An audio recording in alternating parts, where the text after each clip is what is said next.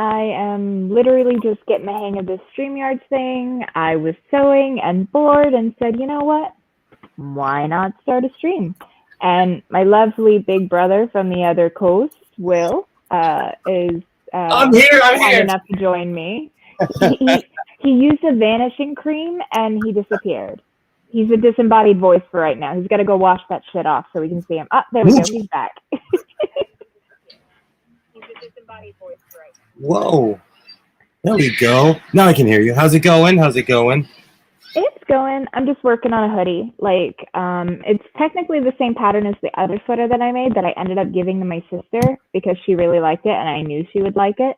But I've made a few modifications to it. So I'm working on essentially just welting the seam down because like I've got my seam here that was serged and then I'm just going through and sewing it down with just a straight stitch, like a top stitch. Awesome.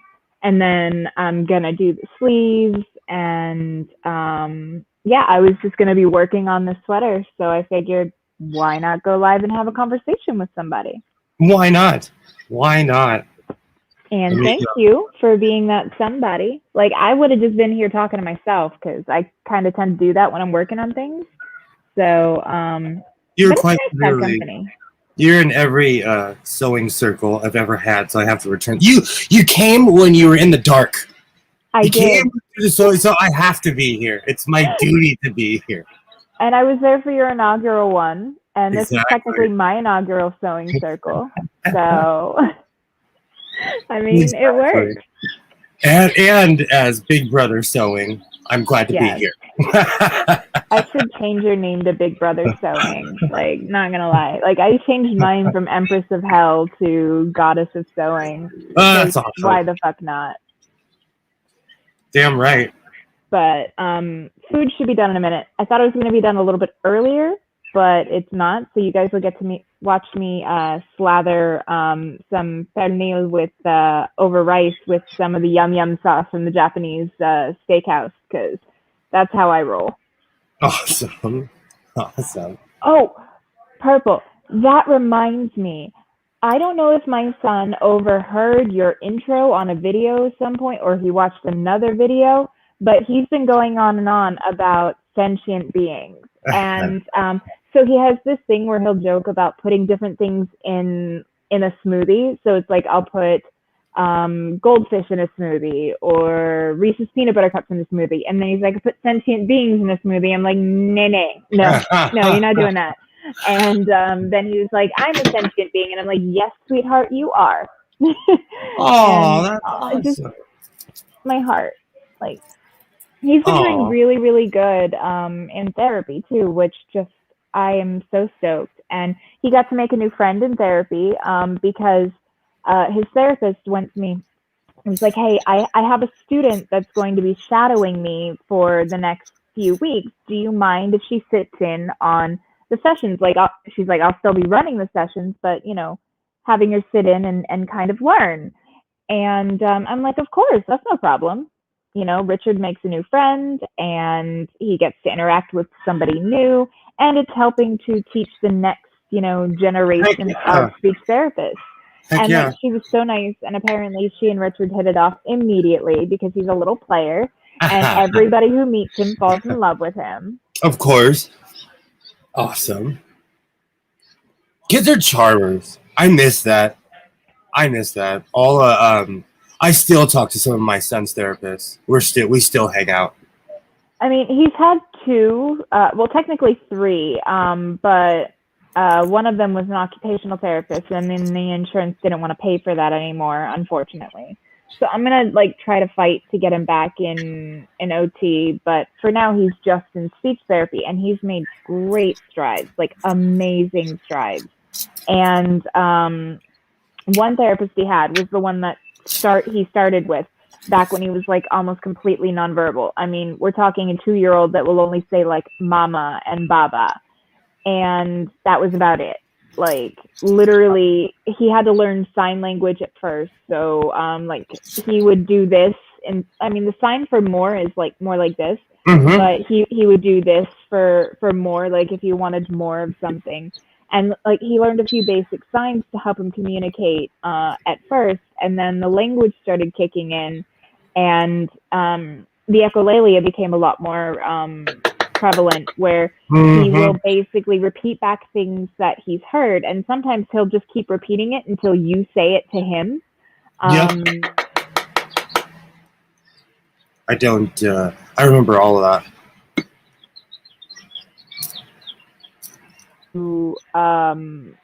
To others, so it's like he might have heard a phrase in one context, but then he adapts it to fit the conversation that he's having.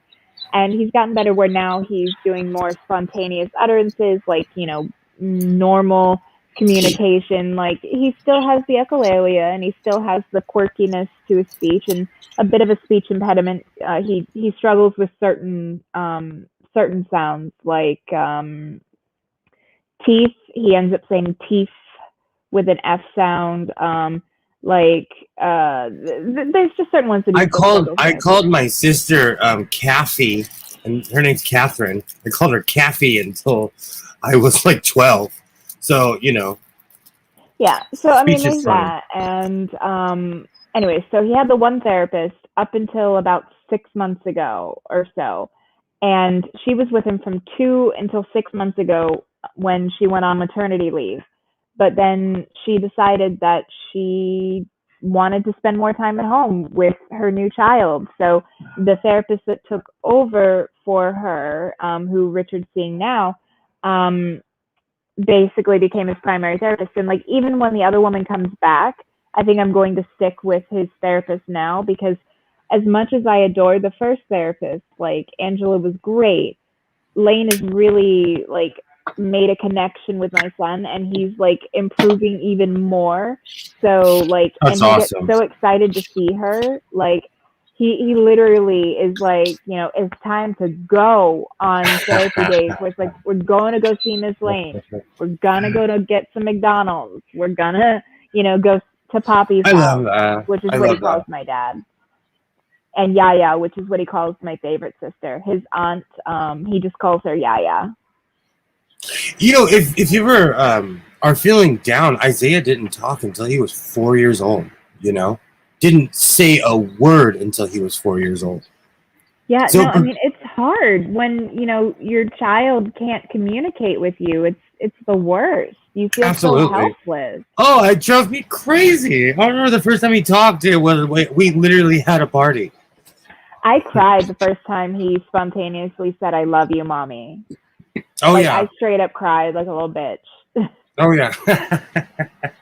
Like, I blame my son for me becoming a hormonal emotional wreck, even like years after pregnancy, because honestly, I was told I had no soul because I didn't cry at the beginning of Up. Same. When like the bitch died, you know, and it's like, okay, yeah, that sucks, but people get old and they die. Sorry, but like, that's just life. I mean, I never got like feels or emotional from movies or TV shows or anything. And then I had my son, and it's still rare for me to get the feels, but I do get them. And I used to tease Michael because he's one of those that like, he'll like get a little misty eyed at movies, and I'll like poke at his cheek and I'm like, "You're such a sap," and then I'll give him a kiss. Because I adore that about him, you know. I was totally heartless until the kid was born. And it was like that scene in The Grinch where your heart grows bigger and bigger. Dude, I watched John Q before having a kid, and after, I was a fucking wreck the second time. And I knew the story, but watching it play out, I was a wreck. I'm like that too. There's a lot of things. There's certain movies that I used to laugh at that now, like, I'm bawling, crying at the end of the movie. Now, one show that actually did give me feels, and I thought it was phenomenal. I was very sad that Netflix canceled it, was Sense8. I fucking loved that show, and I got so invested in those characters. I loved those characters. I watched that show too. Sense8 was awesome. The first season was amazing. The second season kind of, you know, and it didn't give me what I want, and I still watched it, but like, I loved the first season of Sense8. And like fucking Daryl Hannah, man, I haven't seen her since like Kill Bill and Splash. She has amazing plastic surgery. She has top tier $1 million plastic surgery. Oh, food has arrived, so I'm going to I'm going to mute for a minute and chow down on this, and then get back to chatting and sewing. Well, I'm excited. So you carry it for a minute, Will. Welcome, Germania, if my English is correct. I need to get up and get my stuff together too, because my big iron cross that I'm gonna sew. You know, it makes me laugh that the Templar cross is considered racist now, but anybody will latch on to anything. You know, mass movements are funny that way. Hi, Stool. How are you? Long time no see.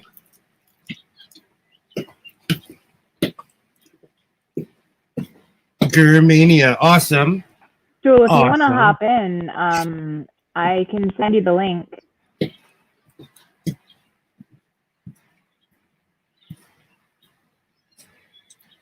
You know, honestly, what got me... Thank you, Jenny. Thank you, Jenny Morgan, for the very informative question. And I'm not even being facetious. I am a born asthmatic winner chicken dinner. This is the Pee Wee Herman part of the show where the couch starts talking. The clock jumps off and shakes my hand. So I spent a lot of time inside. And, you know, I was an active kid. Let's not, like, I don't feel sorry for me, Argentina. I wasn't just sitting around. But my grandma taught me how to stitch. She taught me San Cisco. She taught me slow stitch. She taught me how to make patches. And when I say patches, I mean, like, patches for clothes, you know? Like, actual handmade patches. And San Cisco is really just a patch that's a design that's all over the place. So you'll take, like, a piece of velvet and a piece of denim, and you'll put them together and you'll stitch over it, you know. And then when I was 12, I made out with this young lady at a rolling ring, and I got mono. And I was quarantined for 4 months. I am nothing but excitement. And that's when I got my first sewing machine, my own private sewing machine. And so I had 4 months to myself, you know. And so as a kid, they would give me patterns and stuff. How's it going, Neil? All kinds of stuff, you know. And so, long story short, it was one of those things. And as somebody who was a part of like the LA punk scene, it's I'm all about authenticity. And so I always make my own stuff. And I'm odd-bodied, so I always tailor my own clothes. Hey, how's it going? Good, I can get up and move around now.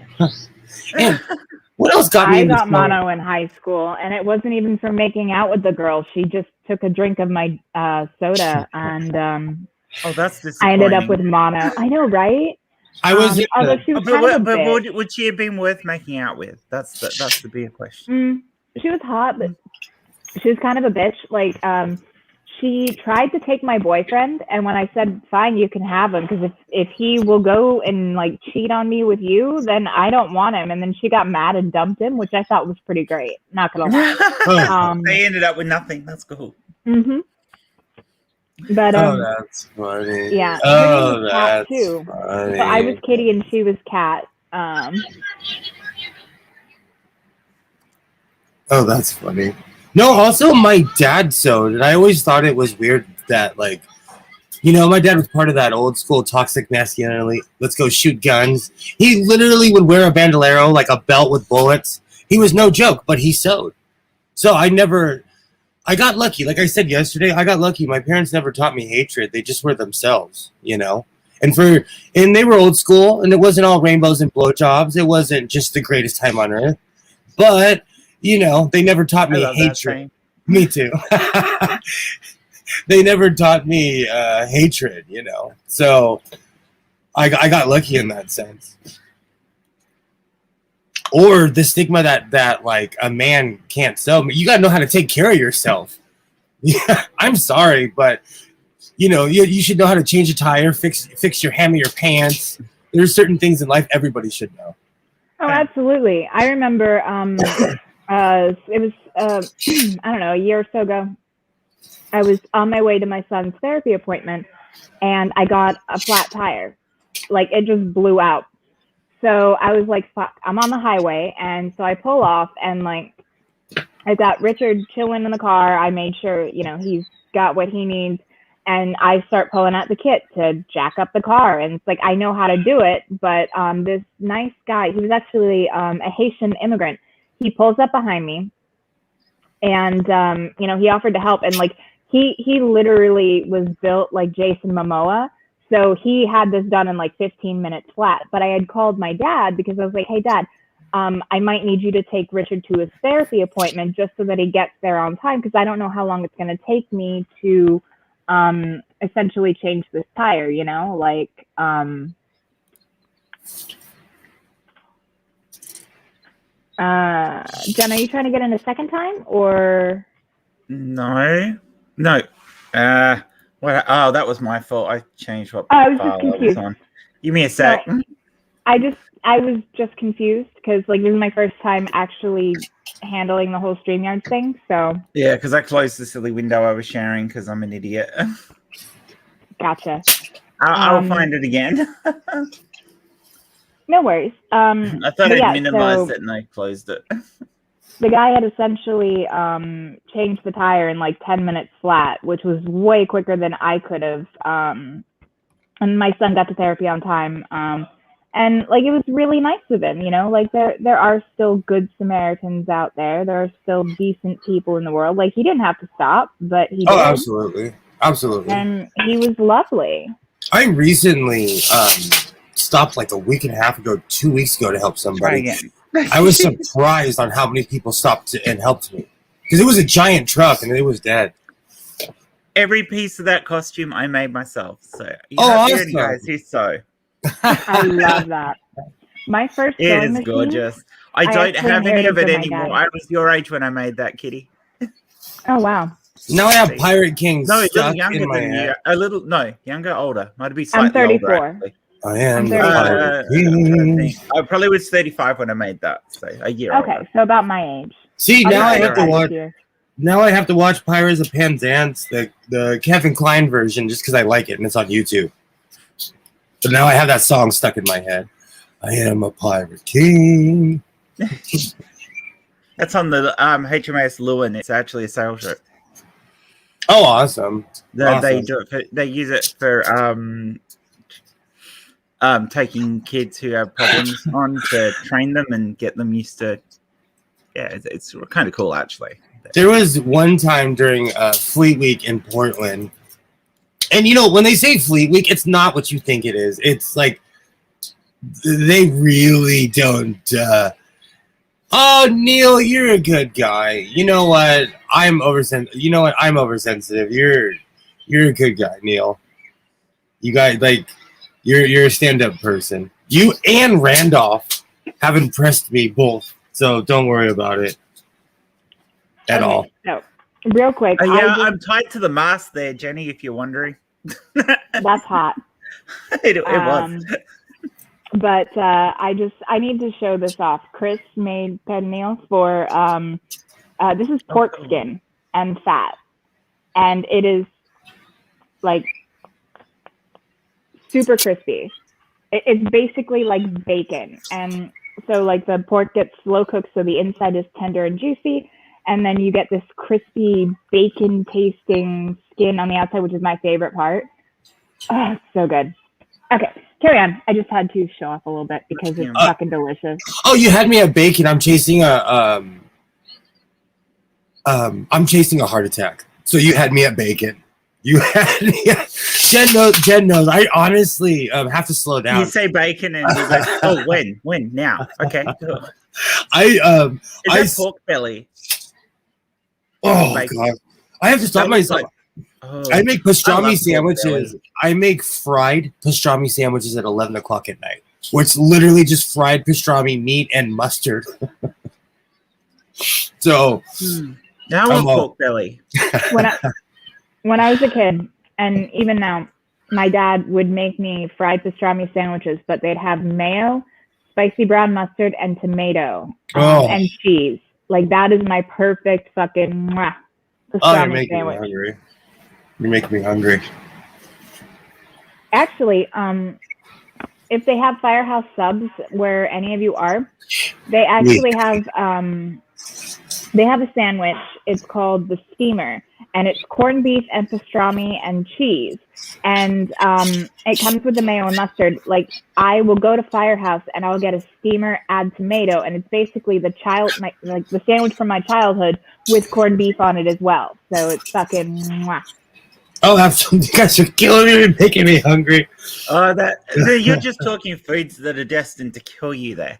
See that's the problem. Is that I always jokingly say this. I eat like an emancipated 13-year-old, so I know eventually all the chili fries. I'm addicted to cheese fries. If you just get good old classic nacho cheese and put it on French fries, I could sit there and eat it all day. You know. So I know that I'm gonna die of a clogged heart one day. Yeah, I'm under no illusion. Too much salt or no sugar too, because I get stoned and I want to taste everything, and I'm like, oh, I want to taste everything. It's probably sugar that's gonna put me under. Isaiah's playing with the tape measure, and I have a better microphone now. I was wondering what that was. This is actually a room of wonder in here. And that's another thing. When I was a kid, like, I was allowed to play in my pop Gotta straw. poke your eye out in a minute.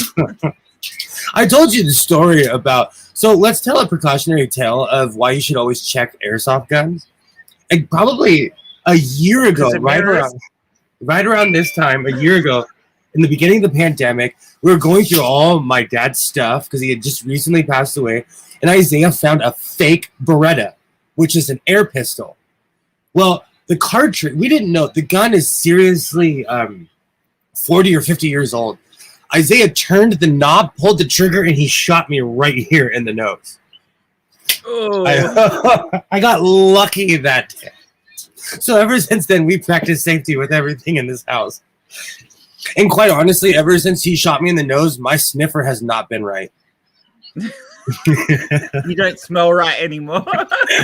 It's one of those things you wouldn't know the difference. How would you? I always ask that. I had a good friend.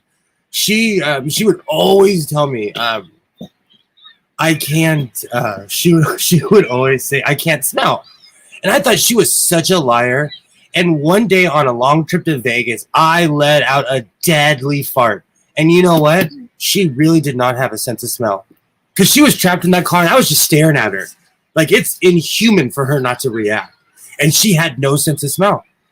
You know, Some people are just like that, you know. It's funny that way. I am so disorganized. Kitty was like, let's stream. And I'm like, I have to be here. No, we were saying this earlier. Kitty has been in all my streams. Me out of bed. I did. I woke you up on purpose. I was like, he actually woke me up. You woke me up. You guys, Kitty streaming. You have to be there. No, you didn't have to be here. I literally wanted to figure out how the whole StreamYard thing works, and I was like, I'm gonna be sewing, so no, B wasn't streaming, so I was like, well, now's the time. Like, I don't really see too many people going right now, and even if I'm just talking to myself, why the hell not? Hey, I've actually seen quite a few atheists get giant followings where they're just sitting there talking into a microphone by themselves. I actually follow one. Yeah, I watch quite a few people who rant in front of microphones. Quite a few people. There's one in particular that we need to start doing segments about, Jen. Yeah. She's a gold mine. She says some of the most idiotic things on planet Earth.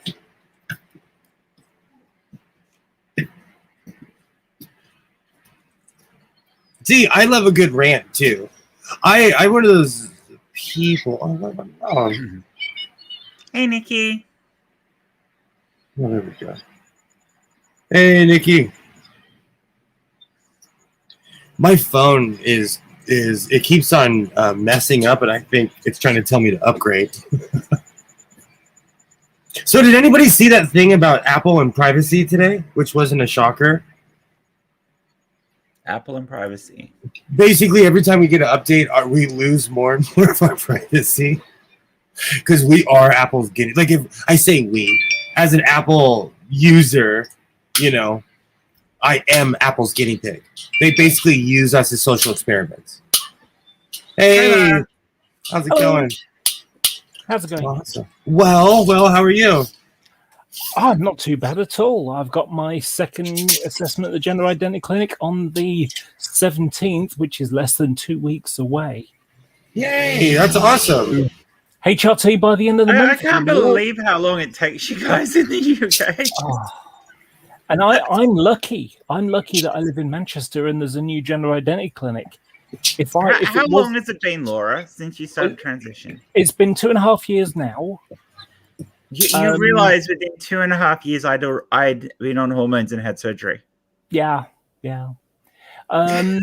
So if I was still with Leeds, I would be waiting until approximately May to November 2023 just to get to HRT.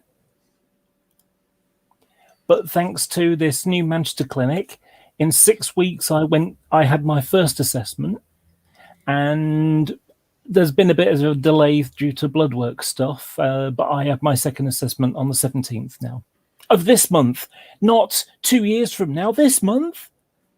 So really exciting time now. Okay.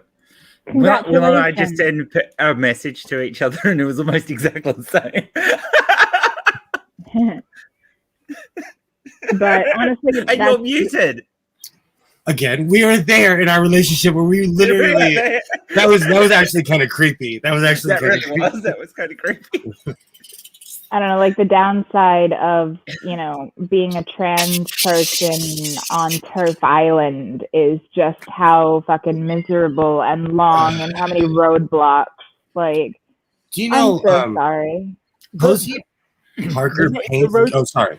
Sorry. The roadblock stuff, the gatekeeping, is a side effect from the old time of, you know, where gender identity thing was a disorder. It was a mental illness, and unfortunately, the NHS system is still not so much based upon it being a mental disorder. It's just that there's a shadow of the system that you have to problem with your system, and it comes in other things, not just for trans people, is that your system is so centralized that it's monolithic. You know, it takes forever for any change to happen in it. You compare that to our Medicare system, where their idea is to push everything out to the GP. So here's the things, you deal with them, you find the specialists to refer your patients to, and you deal with it. So whilst there are gender clinics in Australia, trans people don't have to go through them. They can just go to their GP and get a script and move on and do what they need to do. That's the main difference with the new Manchester one. You know, there's 3 new gender identity clinics that just started. One's in the Merseyside, Cheshire area. There's the Manchester one, and there's one in London. And instead of being this big clinic that you have to go through and work your way through their system, this is done on a primary care basis with the GP. So the system is much more rapid. When I joined them in February, I was told they'd already dealt with 150 people. They opened in December, and I was contacted in February. So in 2.5 months, 3 months, they dealt with 150 people. So hang on. In the UK, basically, there's this is a dreadful figures. They have a thing of seeing less than one person a day. The place you're going to has seen 150 people, so they've done the lion's share of the work in the UK. Oh yeah, and the other clinics have done fuck all. Well, you know, I mean, the problem is it comes down to budgets. You know that. Not really, though. I mean, they still throw a lot of money at the other clinics. They just don't do anything. They just sort of, you know, cool, we've got a nice cozy job here. I think that was the real point. A lot of the doctors who went into that, who didn't really actually care about trans issues, but were thinking, we got a cozy job because there aren't many of these people to deal with. And then, of course, people became more aware and more open and were able to come out of the woodwork. And they go, oh, we got a lot of work to do now. And they don't want to do the work. I don't know. I'm sorry. I don't know the system. That sounds cynical on my part, doesn't it? It's not surprising. Just a little bit. Just a little bit. You know, I'm sure you've heard enough awful stories that I'm not surprised you're cynical. It's just, especially when I hear about the stuff that happens in the UK compared to my experience in Australia, it's like, why is that so hard for you guys? It just boggles my mind how hard it is. The problem is, honestly, when it comes down to it, it really comes down to budgets. That, you know, the NHS being this big monolithic structure, it means that everybody's fighting for money. And so the two areas that have the bottom of the rung in terms of the financing part is transgender care and mental health. But of course, transgender stuff was a part of mental health. It was, you know, sort of on a... So he had a fraction of a budget. Yeah. Nikki. So just to give you an idea, the Leeds Gender Identity Clinic, their website a year ago was saying that they had a budget for 27 people a month, but they were getting over 100 referrals a month. So if we think about it in a COVID sense, imagine you got a store and they got something people want to buy, and they've got they can get 27 people an hour through the store, and every hour 100 people are joining. Imagine what it's going to be like at the end of a day. Is that because of the reluctancy to help trans people in general? I don't think so. I think they want to help. It's just that, you know, they have a certain amount of money. I think the most of the doctors who end up in there actually do want to help. Well, once they get to know what they're dealing with, they want to help. But I think the bureaucracy doesn't want to help. I got a perfect example of that one. You agreeing, are you, Nikki? The bureaucracy doesn't want to help, but the doctors do. Put it this way. So I went through counseling. Obviously, I got on HRT. Did it within 6 months. Here's the thing. So I went through the VA because I'm a veteran. The VA will fully support HRT. They will support post and pre-op counseling for any surgeries that need to be done, including SRS. But for them to physically be able to endorse SRS to where they could do it or they could refer someone to it, it takes an act of Congress. Really? Wow. Is that a Trump issue? That is an issue that's been going on for probably a better part of a decade, if not longer. The VA is still very behind. I mean, as far as definitely that portion of the LGBTQ plus, but they are making strides, i.e., look at me and some other stuff I can't talk about on air, but I can fill you guys in on that. But outside of the fact, it also, in America, it's state by state. Yeah. Because, like, I'm looking it up right now, and it's nothing but laws that protect trans people in California. Like, we have nothing. It's actually strange to see, but California cares. Like, you can't misgender somebody. You can't. So put it this way. So the last map I looked at, I think it was as up to date as of last year. They did a color scale: red, which is minimal or no laws for transgenders; yellow, which was moderate, but certain things weren't covered; and then green, which California was fucking green. Most of the West Coast was fucking green. A good chunk of the East Coast was green, and several interior United States was green. I happen to live in one of the states that was yellow. I also moved from a state that was slightly more toward the green port, but it was still coming down to that point where I was living, I wasn't under the VA in that state. I was in the VA of Texas. So where you are, are people rude to you, or are people just Some generally? Some are. Oh, that's so weird. But I will say this: not all of them. Right now, my biggest issue I'm having is people viewing me as a sex object when I'm trying to look for dates, look for a relationship. Not if I want sex, I can go and get that. It's not fucking hard. Yeah, It's not. Yeah, it's relationships. But every time I fucking turn around, it's one, and it's not just men, it's women too. Oh, we just want to fool around. And oh, other transgender women too. Oh, I just want to fool around. I don't. I want a fucking relationship. Do you think that's a generational thing, though? It's come and going in all the major generations. I've gotten people from Gen Z, my generation, millennials, all the way up to Gen X and Boomers. They just either one they want a relationship, but there's nothing they can really do outside of only provide emotional support. And even then, say I lose a job.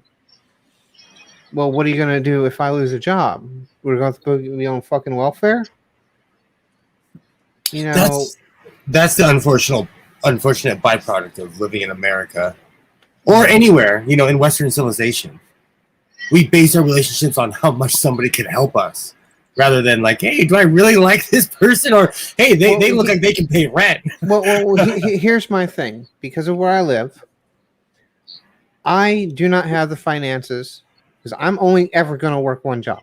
Fuck any of this other bullshit. I cannot work. I can barely even work one job because of my mental faculty and capacity right now. I am struggling working the job I currently am now. Luckily, it's not that hard, but it's still the fact I am done with fucking working.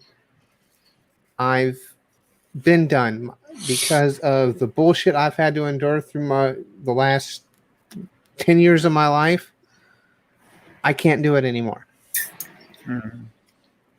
So my next thing is, now that I got stable income coming in, my next thing is to go get VA disability, which is going to be fun because until my back actually starts fucking going, I have to do the claim on mental, and mental disability isn't nowhere near as likely of getting a high enough rating to where I can say, well, I'm done. I don't need to do a job. But luckily with VA healthcare, this was kind of a thing that's fun little knowledge for anyone who's ever tried to get on normal healthcare or normal disability. VA healthcare is its own entity. Has nothing to do with normal SSI or any other bullshit. It is flat out. Whatever your disability rating, you can increase it. It can get decreased depending on what's going on. But here's the catch-22 to this. And the good part of the catch-22, I can still work on disability with the VA. I could have 100% disability rating, which is like $2 or $3 grand a month, and still be pulling in another income. Real quick, don't worry, Alex. Like, it's not like I've actually done any streams before or anything, but you're welcome to ring my bell whenever. I mean, come on. Like, it wouldn't be a stream with me, Will, and Jen if at least one person didn't make a lewd comment.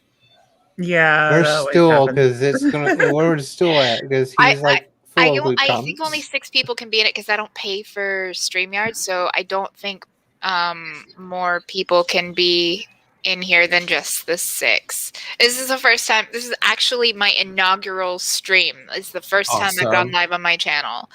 Awesome. So thank you everybody for being part of that. Ooh. And there Kitty Freezes on her inaugural stream. I don't know. I don't know what's going on. Same here. My internet has a life of its own. I have no issues when I'm playing games or anything. It's just for whatever reason, fucking Spectrum's like, oh, you actually want to interact with people online in a more positive way and not the toxicity of online gaming? Nope. Fuck you, bitch. What are you talking about, Kitty? Online gaming's never toxic. You know, What drugs do you want, and where can I get some? Yeah. One of the things that made me amused me about I bought myself a Wii some years ago, and playing Call of Duty online and not having some 14-year-olds screen obscenities about my mother because I shot them in a game where you're supposed to shoot people. I thought that was really quite interesting. Oh, wait till you see the online world that is EVE Online.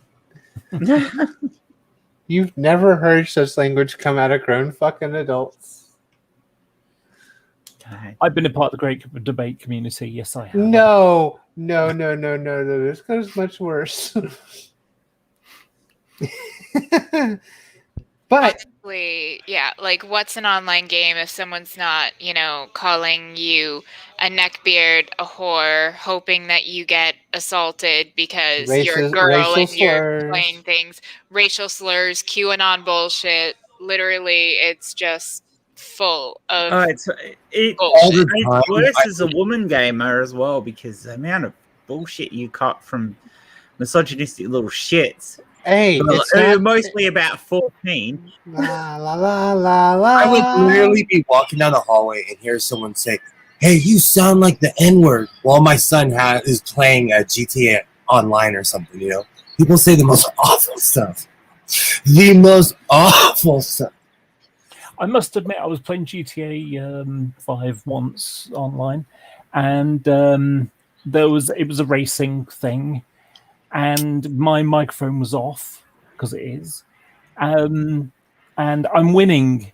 And because my name's Laura on the screen name, I've got come back, honey, come back, sugar.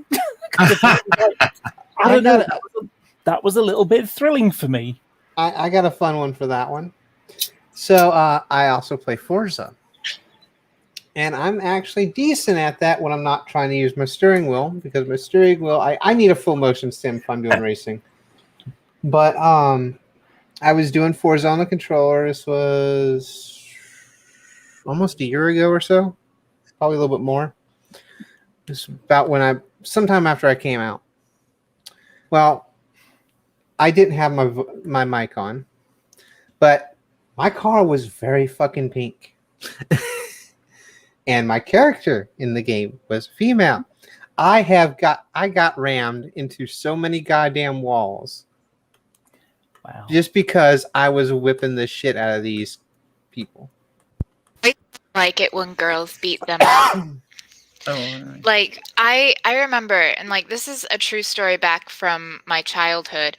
I was about 15 or 16, and the next door neighbor had actually assaulted my sister. He shoved her down, she scraped her knee and everything. So I went over there, and I told him that he needed to apologize and never lay a hand on my sister again.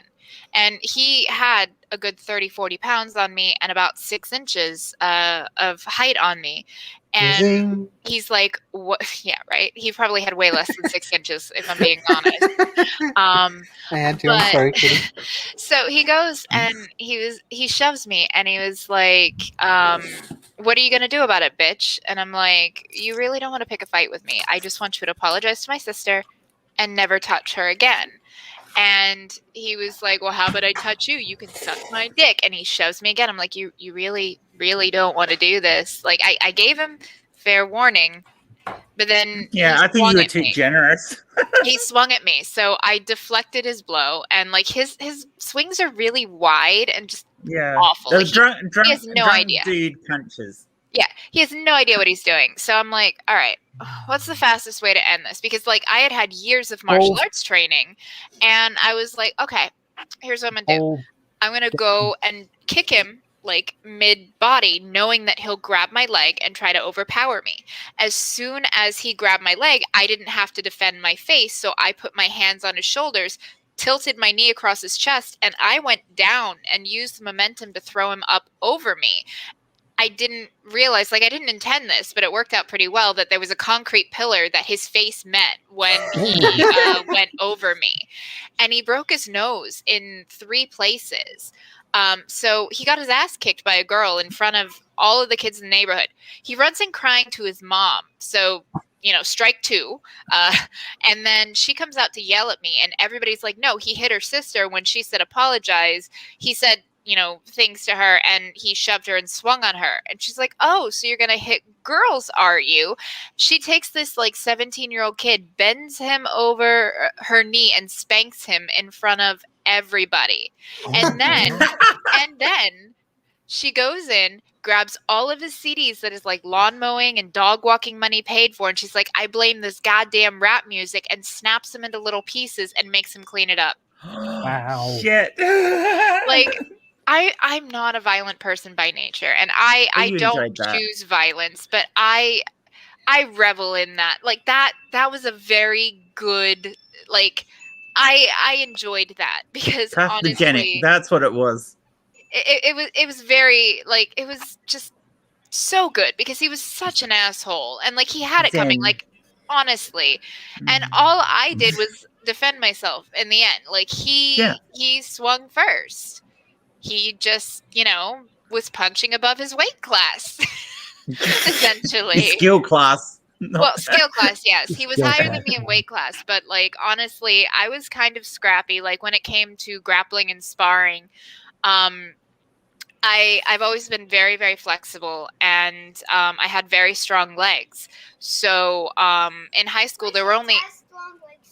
You have strong legs too? Awesome. Okay, Mommy's on the stream. You gotta go put some jammies on. You can't just run around in your underwear. Yeah, go put your jammies on, honey. Okay, then put on clothes. I don't care, as long as you're not running around in your underwear.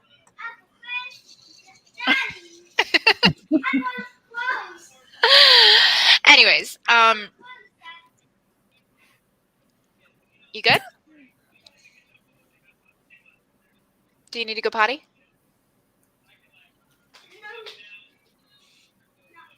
No? Okay. Sorry. I don't think he can hear you. You're going to have to go tell him in person. I'm sorry. No, my kid's adorable. But is that when they're asleep?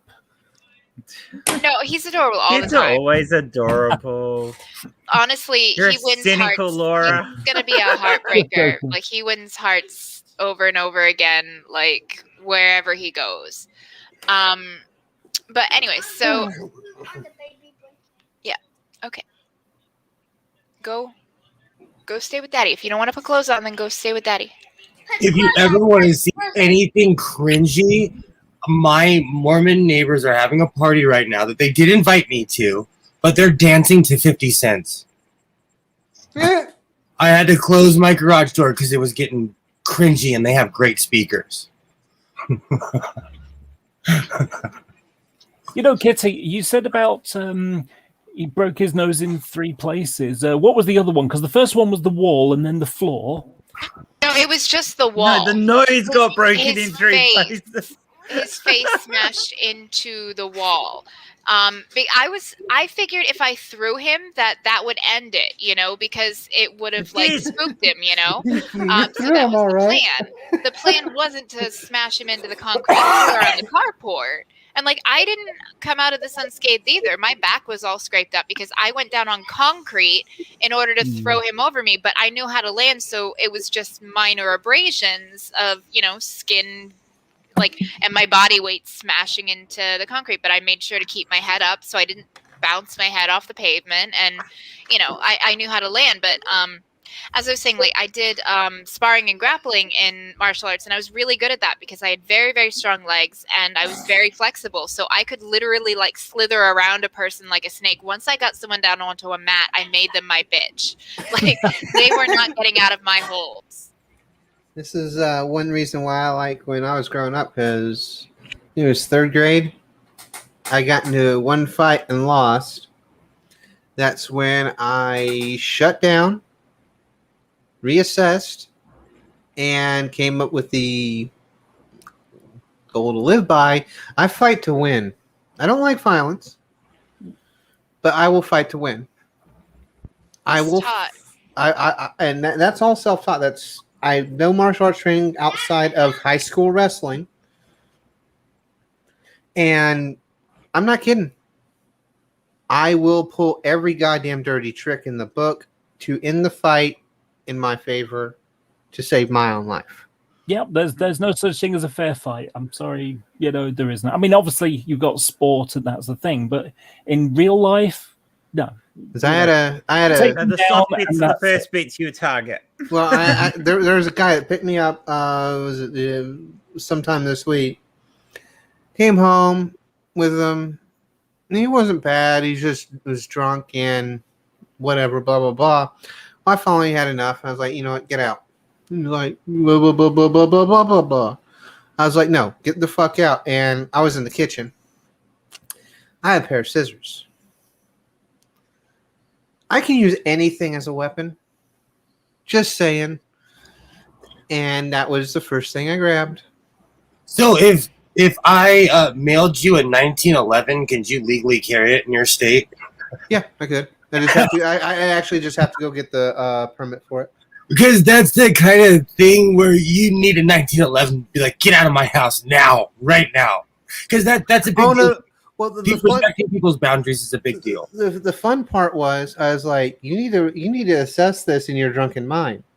I'm ex-military. Didn't say what branch.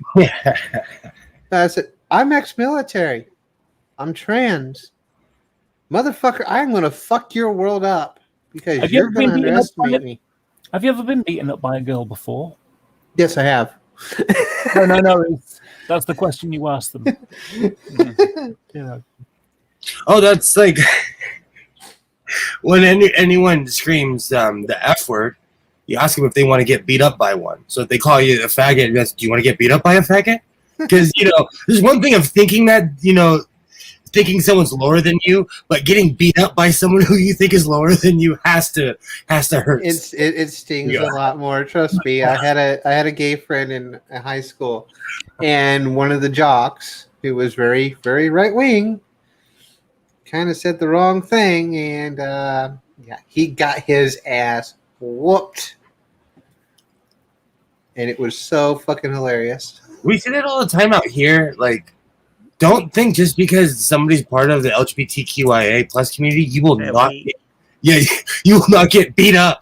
Especially, it's so different. Like here in LA, when you see a man who's all buff, chest out to here, he's probably gay because he cares enough to take care of himself. So out here, it's different. But I don't go run up on anyone. That's just a policy. There's that stereotype of the thin, weak, frail gay guy. And they are incredibly rare. You will get star at least out here. Like you'll get a fight on your hand. Even the couple of the thin stick figure like gay guys I've met have done martial arts training. If you tried to pick a fight on them, they would kick your fucking ass. It also comes down to pick your fucking fight. And drunk people can't fight. They think they're like UFC champion, but they can't fight, Oh yeah. When I was living at the other place I was living at before I finally got my own place, there was this one guy who was drunk off his ass, and he was sitting there, kind of, joshing around and being stupid. He's like, man, I still got it. I was like, bitch, the stance you have right now, the fact you're inebriated. All I got to do is kick. I don't even have to go for the balls. I could have swept the knee, and you would have been down on your ass. I mean, you can always sing. Like that is my favorite part of the Sandra Bullock film, Miss Congeniality. She's like, doing the self-defense thing, and she's like, just remember to sing. Solar plexus, instep, nose, groin. Like hit them in those places, and you're good. Yeah, and don't try and kick people in the head unless you want them to catch your leg. So because it doesn't work. Oh no! In a real fight, it doesn't. Hold on, Will, and I'll let you finish. Oh, go ahead. The only time I'll ever hit someone in the head is with a knee, and it'll be when I'm taking their head toward my knee. Yeah. Or if they're on the ground and you don't want them to get back up. That too. So we have weird laws here. Like if you can fight, but the second you put your feet towards someone's head, that's jail time. So you're not allowed to kick someone in the head. And in Oregon, I don't know if this is still law. When I lived there, they had a law called Measure 11, which basically was if you got in a fist fight, you're going to prison. You're not going to jail. They're going to give you real prison time. And it was to deter people from touching each other because there was so much violence. Mississippi has a same kind of law. Oh wow! See, Yeah. I learned when I was doing martial arts that if somebody is really got it out for you and they're going to hurt you, you get them down and you kick them hard once they're down so they don't get back up, and you leave. You don't wait for the cops. You leave. Yep. Because you're just you could end up being the one in trouble because cops don't give a shit who started it. Oh, especially here, they don't want to hear. Okay, it's so feeling guilt. here you go, Will. Okay. This is Kansas law, so this is a state over. Under Kansas law, you may stand your ground and have no duty to retreat prior to the use of force, including deadly force, to protect yourself or another. Damn. Yeah, Weird. Florida has stand your ground law and castle doctrine as well. Like the onus is not on you to get yourself somewhere safe. Like if you fear for your life, you can fucking end somebody. If I shot someone, Okay, and now here's the Missouri one, which is I'm part on. Florida's so awful. Their stand their ground is so awful that, you know, someone can be scared, go home, get their gun, come back, and shoot you dead. That's a lot of places in like gun-toting areas. I don't agree with that though. Like, it's one thing to say you don't have a duty to retreat, like, but if you have to leave and then come back, then I'm sorry. Like, you are the instigator in that situation. Once you come back, you are the aggressor. Once you come back. Yeah. There was a case in Florida where the guy was on the phone with 911 that his neighbor's house was being robbed. And the 911 dispatcher told him at least a dozen times, just stay in your home. And he said no, he was going to get his gun and go out and shoot the guy. And even with that recording from 911, he still got away with the stand your ground law and didn't get any sentence. So here's the one positive I will say for Missouri that I do like about this state. Now, this is a law for Missouri's side of this. Mm-hmm. In Missouri, the law states that the use of physical force, including deadly force, by a person. Now, remember, it said physical force. A lawful occupying a resident or dwelling. So it means I could, if that motherfucker actually did refused after I picked up those scissors and went after me, I have the right to do whatever is in my power to protect myself, even up to deadly force. Do you know in the state of California, if someone was to break into my house and I shot them and they lived, they can sue me. That's one of the many reasons. One of the many fucking reasons why I don't live in California. It's a lefty state, you know, so everyone is protected here. Even the person breaking into your house. To paraphrase Obelix, these Americans are crazy. Americans are fucking crazy. No, we are, because imagine an incident could go from two people bumping into each other to being like, "Oh, excuse me," to getting shot in the chest. Well, here's the Missouri version of that one, by the way. If you are in public place, you do not have the duty to retreat. You can stand your ground and protect yourself. If someone is trying to use deadly force against you, you can use deadly force against them. However, there must be a direct threat against you and not just your property. So basically, they have to pull first. Pretty much. Sounds like a good night out pulling first. I mean, Hey. Yeah. Some people. All right, so I did title it a sewing circle, so I figure there should be at least a little bit Still of sewing. a I thing. showed what I made.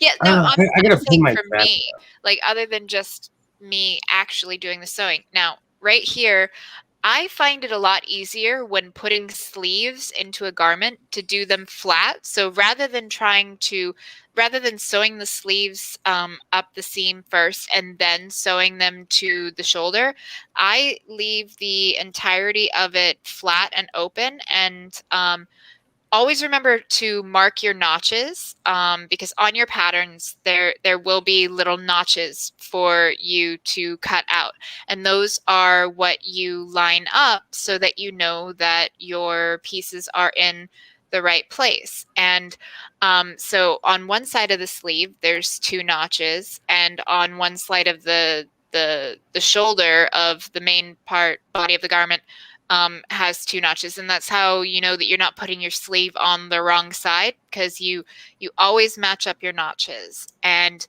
put pins in and just kind of ease it into place so that it'll go in. And if you sew them on flat, it's a lot easier, because the other side I've already sewed that sleeve into place, and you can see how nice and even and smooth that sleeve came out. And so all that's left for this sleeve would be for me to essentially, I'd be doing it right sides together, but then just stitch along this edge here to actually close up the seam, and then you have a sleeve. Because fitting it is the hardest part. And if you do it with the flat method, I find it a lot easier, because otherwise you're having to ease it more, because sometimes the sleeves will be smaller than the actual shoulder area, or they'll be bigger than the shoulder areas, so they're not the exact same size. And I've always found that a pain in the ass when they're not the same easing size. it in 3 dimensions is harder. Like, these are pretty much the same size, so it wouldn't matter as much, but I always go with the flat method, because that way, if they are a different size, I can How do you deal with it when they're they're puff sleeves? Because that was the thing that I found really hard, was if you got it where deliberately the sleeve is a bit wider than the top. So the idea is that it's meant to be puffed. Okay, so for that, like, notches are very important, and it will have notches for that.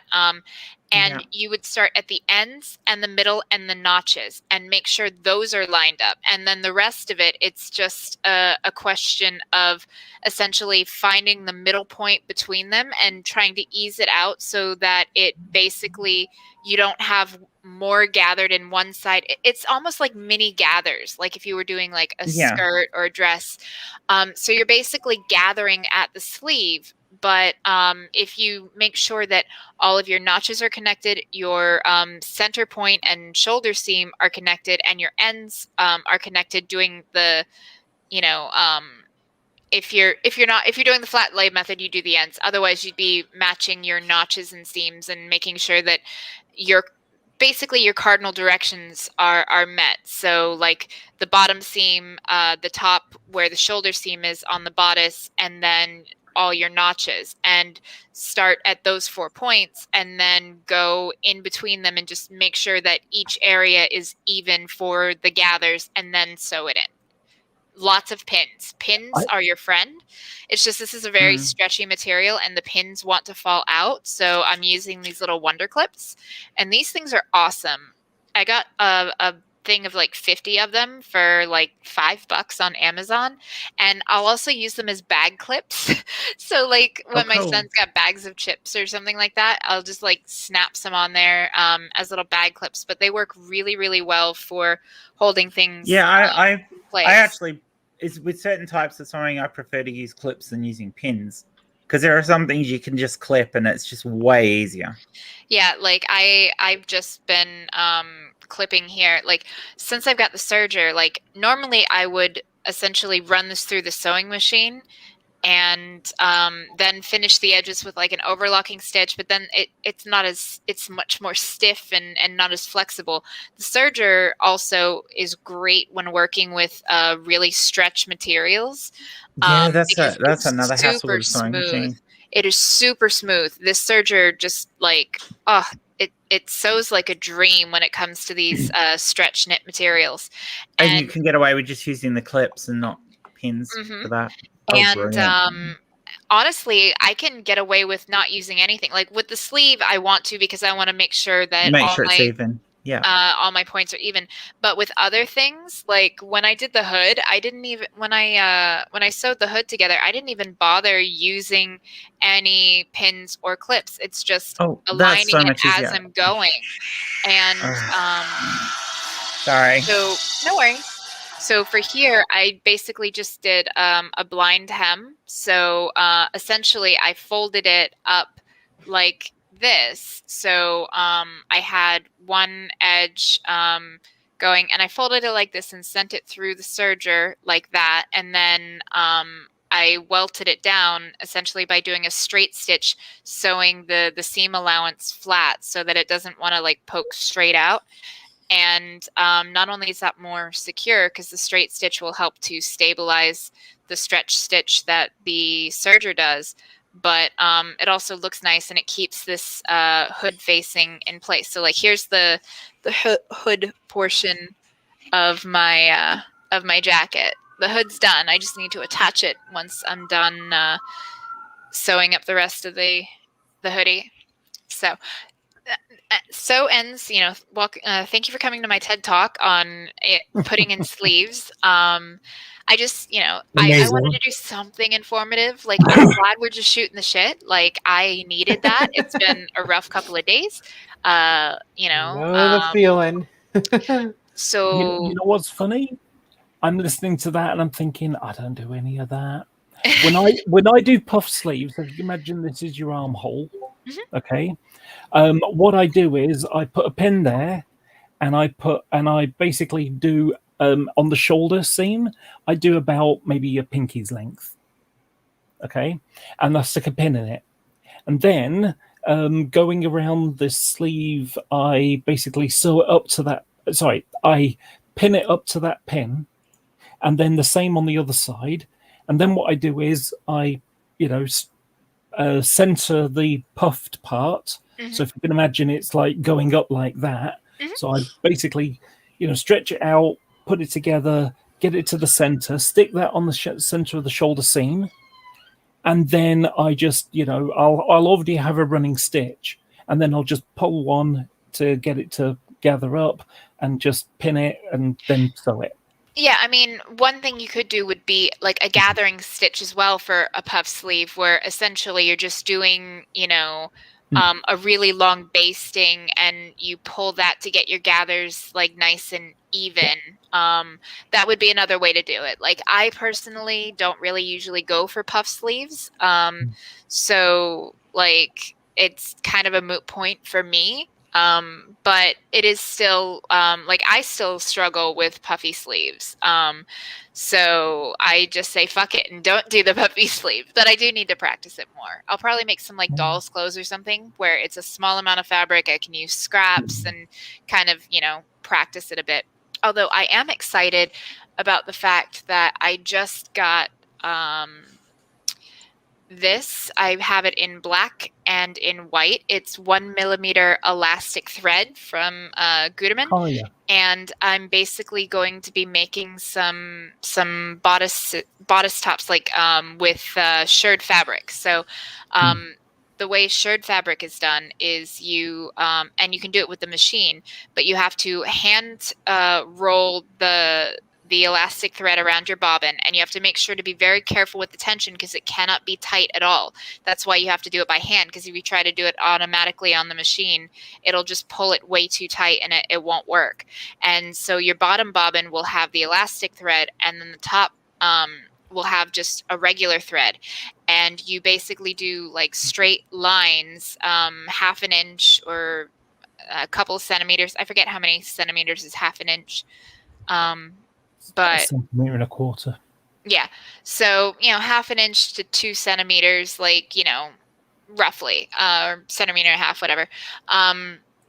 And you basically, you would take chalk and draw lines on your fabric so you have guidelines, because like the chalk will wash off. Or I have these nifty little pens that come in a couple different colors, and they're heat sensitive. So I can draw on the fabric in ink, and it's a little easier to work with chalk, especially with fabrics that are really stretchy or slippery, because the chalk might want to like bunch up on it or skid on it.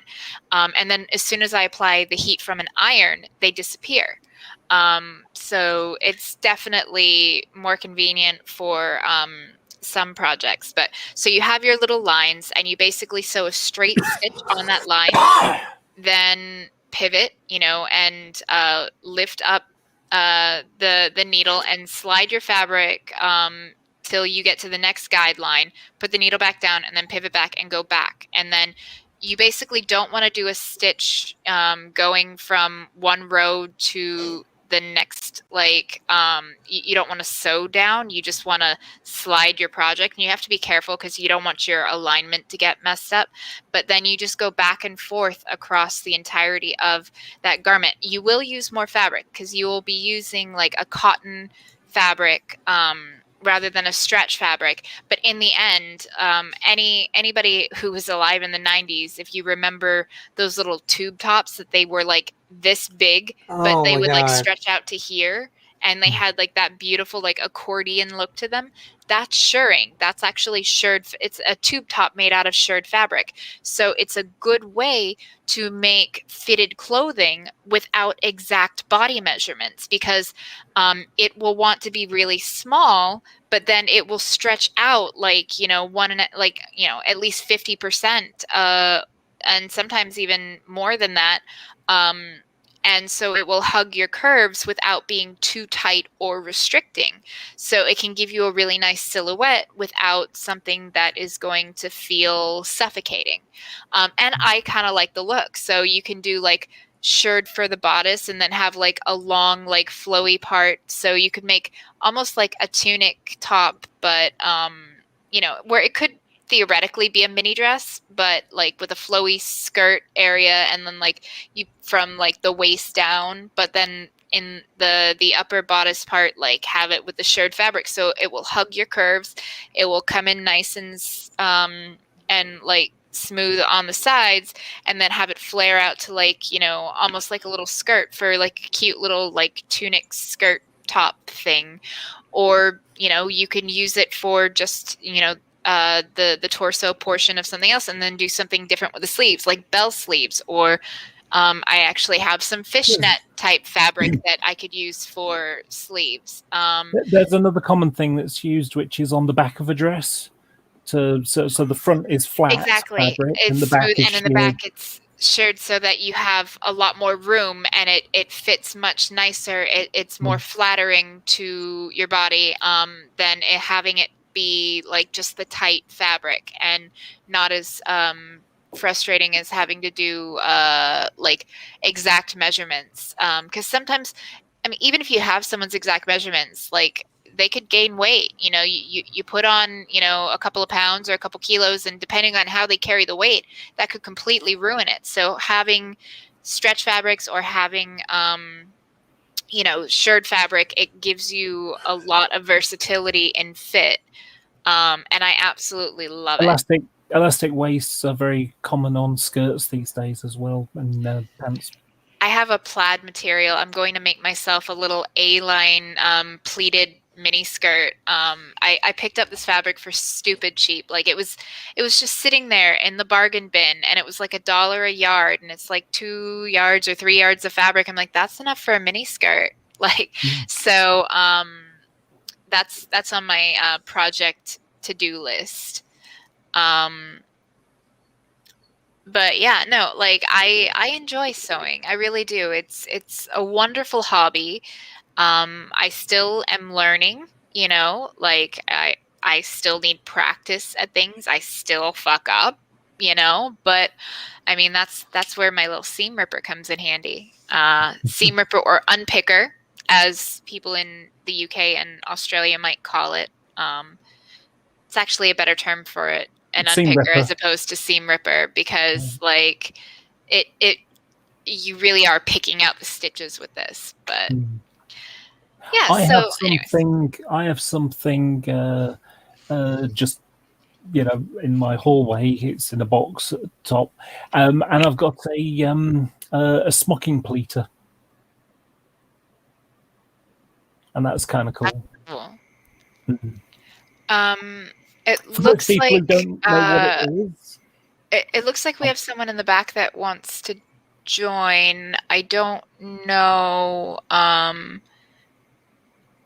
Perp, are you there? Oh, did you need a space? Well, I wasn't sure if you were here or not, because Genesis is hanging out backstage, and I don't want That's to okay. Yeah, leave her I'm back there. I'm being distracted by a bunch of other things, so I'll just drop the side chat. That's fine. Come back later. It's not that I don't want you here. I swear. No, I know. I'm, like Okay. I say, I'm just not being very interactive now anyway. So Okay. Well, I will. Okay.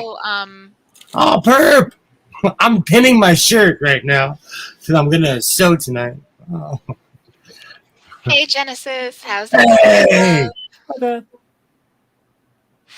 So the thing I was talking about with the smocking pleater, for people who don't know, it's basically like a machine. It's like an old-fashioned mangle. One of those things you dry clothes with by squashing them between. It's a bit like that, but it's for cogs, and you have a needle that goes sort of between one, and it kind of loops.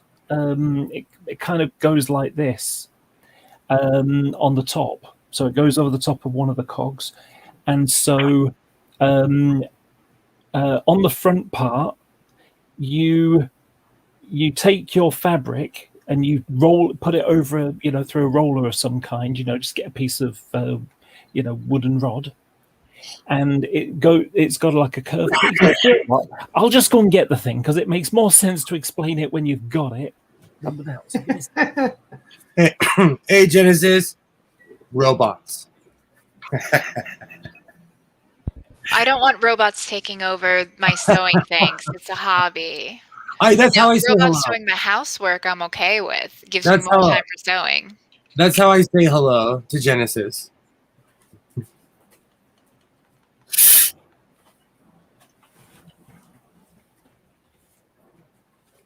But yeah, I'm pinning a giant iron cross right now. And I'm putting a bunch of vulgar things around it. Because when I find hate symbols, I kind of like to laugh and point at them. So I like to highlight them. And it makes me laugh how Nazis, they've taken over the Knights Templar cross, At least in certain parts of the UK.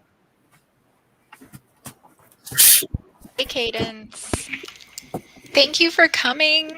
Like, I'm honestly stoked to have as many fucking viewers right now as I do, because I was just like, I'm bored. I'm gonna be sewing. Why not go live and practice using StreamYards? Because it's actually the first time I've ever done it. So. You're muted, Jenny. So if you can see this is the pleater. It's from Australia. All right. That's awesome.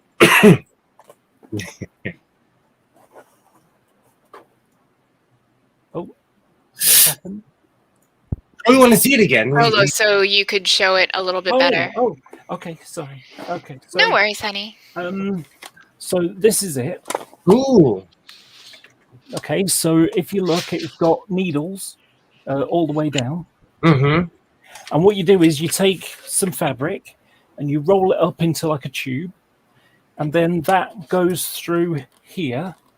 And what you do is you feed the fabric in the back and you rotate this, and what it does is it pinches the fabric and pushes it through. So I'll show you what I mean with a piece of paper. So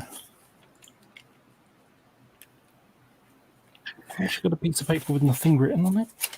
Yes, I do. Because I've never seen one of these before. Okay, so let's just get rid of the I've seen large scale versions of this. I'm actually interested. So, what you've got is the needle goes like this, and then it goes over one of the cogs, and so it's actually poking in there. So when you put the fabric in, I need to give it a quick half turn to get it to locate. No rush. I'm fascinated. Okay. Right. So you ready? This is cool. So you rotate it, and what it does is it zigzags the fabric. I need that in my life. I need that in my life. Yep. And then you pull it off, and the needle. You know, I've got a box that goes underneath it with loads of bobbins on it, and they've all got the thread on. Or you can just lay it on the floor, which is actually easier. And then you just pull it all off the ends like this, and the thread is going in and out of all the crinkles. So it's like an accordion. I need this in my life. Like I already have a really crowded space for my sewing crafting area. I don't care. I need one. I know I showed you that. This. All done, and can you see how That is so freaking so you can cool. imagine each one of those rolls. So this is like shearing, but not shearing. I like it. That's fucking awesome. And this is the box that's underneath it. And these are just your bobbins full of thread, which have all. Oh wow. And it takes a while because I think there's 24 threads of it. Mm-hmm. So you'd have to thread all of them. You have to thread all of them. And I suppose you could thread them all with the 1 millimeter elastic, and it would do the shirring for you. Yeah, I suppose so. Yeah. That's amazing. That thing's amazing. That is so cool. Yeah, it's a bit pricey to really buy. Like I say, comes from Australia. You can buy cheap. Sorry about that. I had to make phone only call. half. My youngest daughter's birthday today. I was going to go down and spend the day with her and have some fun with her and stuff because she's not here at the moment. She's Bad at her other parents' place, and I'm not well, so Oh, I've got a cold. you're not No, feeling I actually feel quite dreadful at the moment. I was just saying to Will in private that my head's all messed up. I just took some codeine to try and overcome the coughing because codeine is really good for getting rid of coughing. you It didn't is. You didn't No party. comment. No comment. You did party like a 25-year-old. Yeah, I'm gonna be high later. Honestly, codeine doesn't do shit for me. I mean, it helps with a cough, but Yeah. No, it wouldn't touch your pain at all, would it? no, it wouldn't. Honestly, I have a patch medication. It's Butrans, it's buprenorphine, so it gives me a steady dose of. It's not technically an opiate, it's a partial opiate agonist rather than a full agonist like morphine or something. So the best way to describe it is if morphine and its derivatives like oxycodone and whatnot, if they flip on the switch that is your opiate receptors in your brain, the buprenorphine, it touches the switch but doesn't turn it on. So they actually use it to help transition people off of opiates, but it also can be used in place of something like methadone, which can also be used for pain, actually. Methadone can be used for pain relief as well, but it's kind of nasty and I wouldn't personally take it. But the buprenorphine, it helps keep my pain at, a lower level than when I don't have it and allows me to somewhat function. And then I have 1 5 milligram oxycodone that I get a day, and I split them in half. So I don't ever take more than 2.5 milligrams of oxy at a time, which is actually a very, very low dose of that medication. And it basically, I don't want more than that because that's enough for me to function. somewhat, but it doesn't take the pain away. It mostly just takes the edge off, so then I'm not curled up in a ball crying like a little bitch.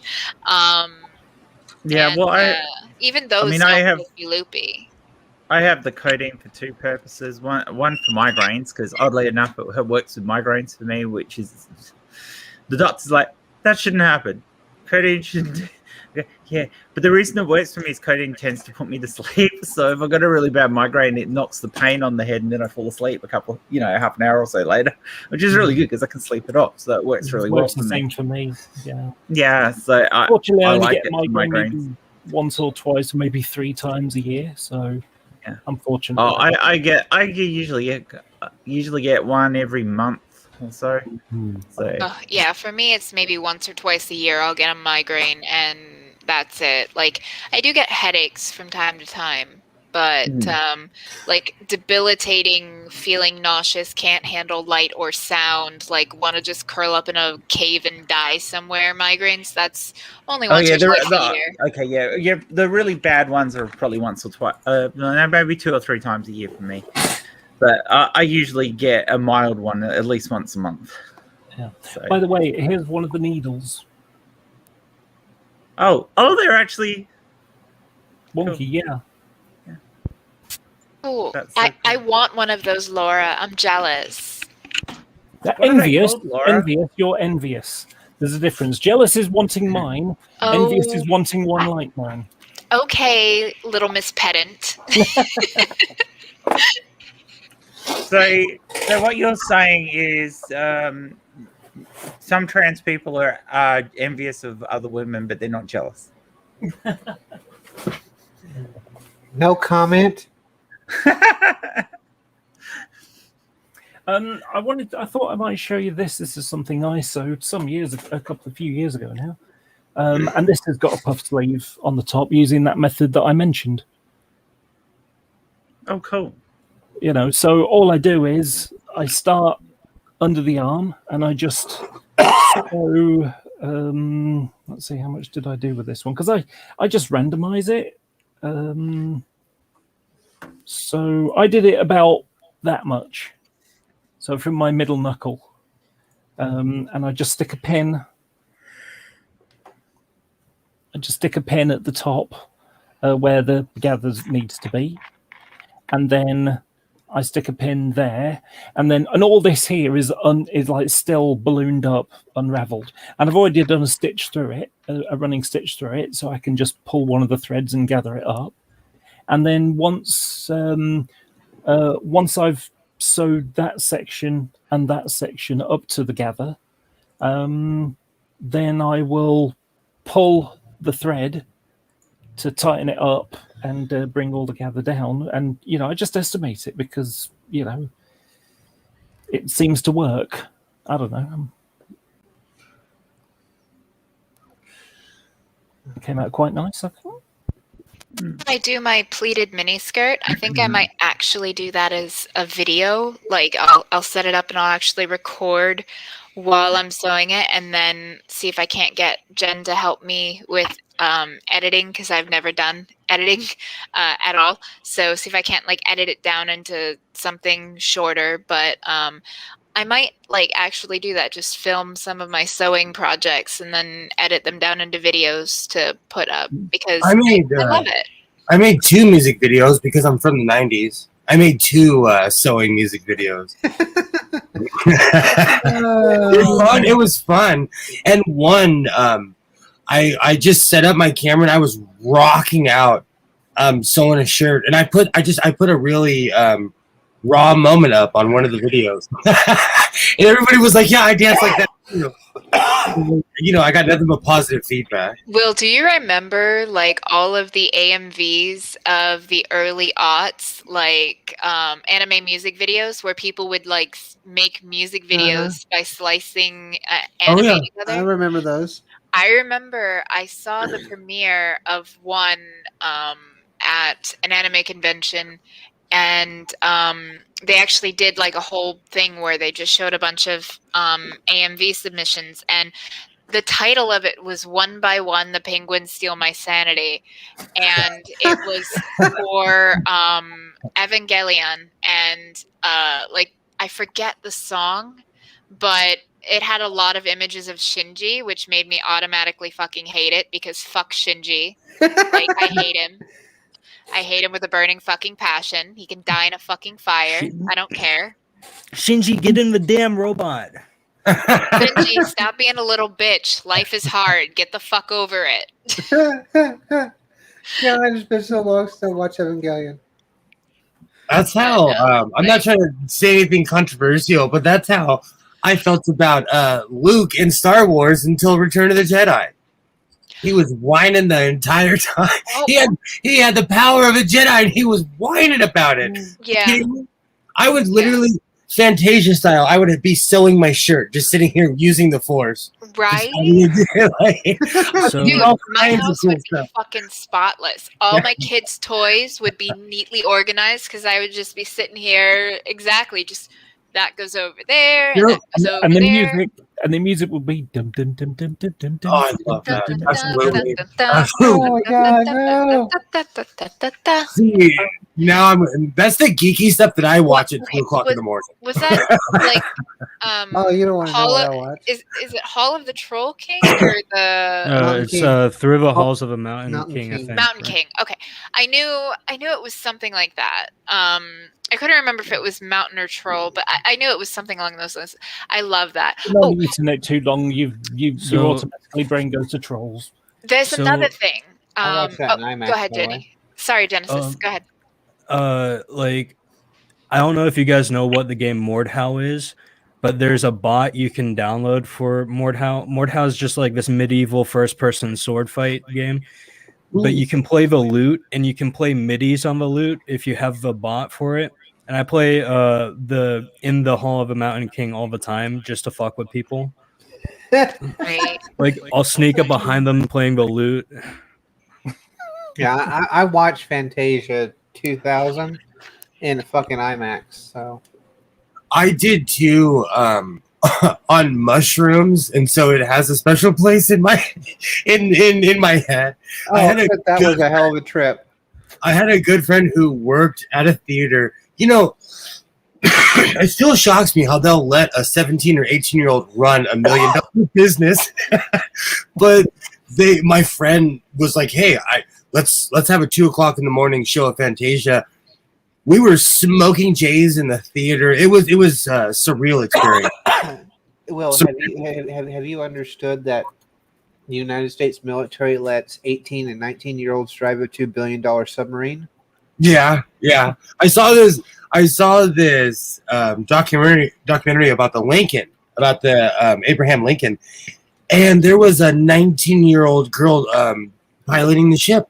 Yeah.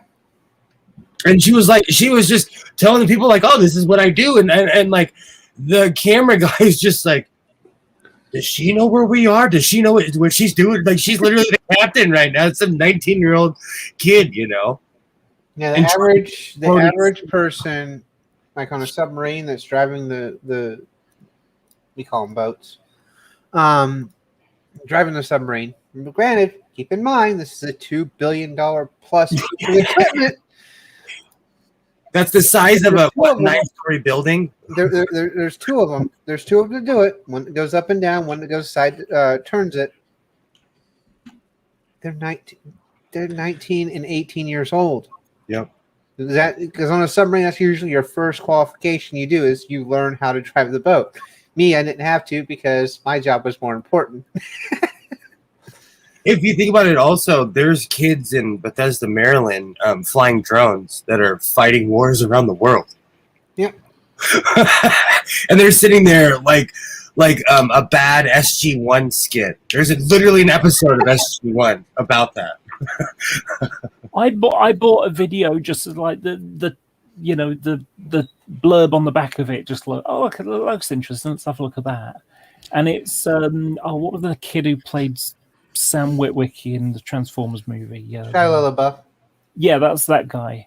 And effectively, a big computer that's all programmed and linked into everything, so sort of Skynet-ish, phones up because what's happened is You're talking about War Game, aren't you? No, what's it called? Is it a recent movie? Yeah. I think I've seen after. Shia Eagle Eye. LaBeouf makes me angry. Eagle Eye. Sorry. There you go. Oh no, that's interesting.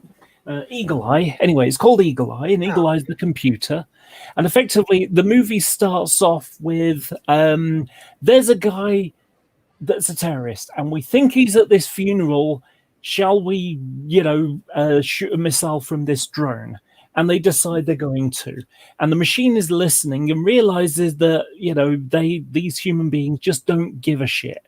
There's a 50% probability, and they've gone and blown up, killed a bunch of people, at this funeral because they think one of the guys is a terrorist.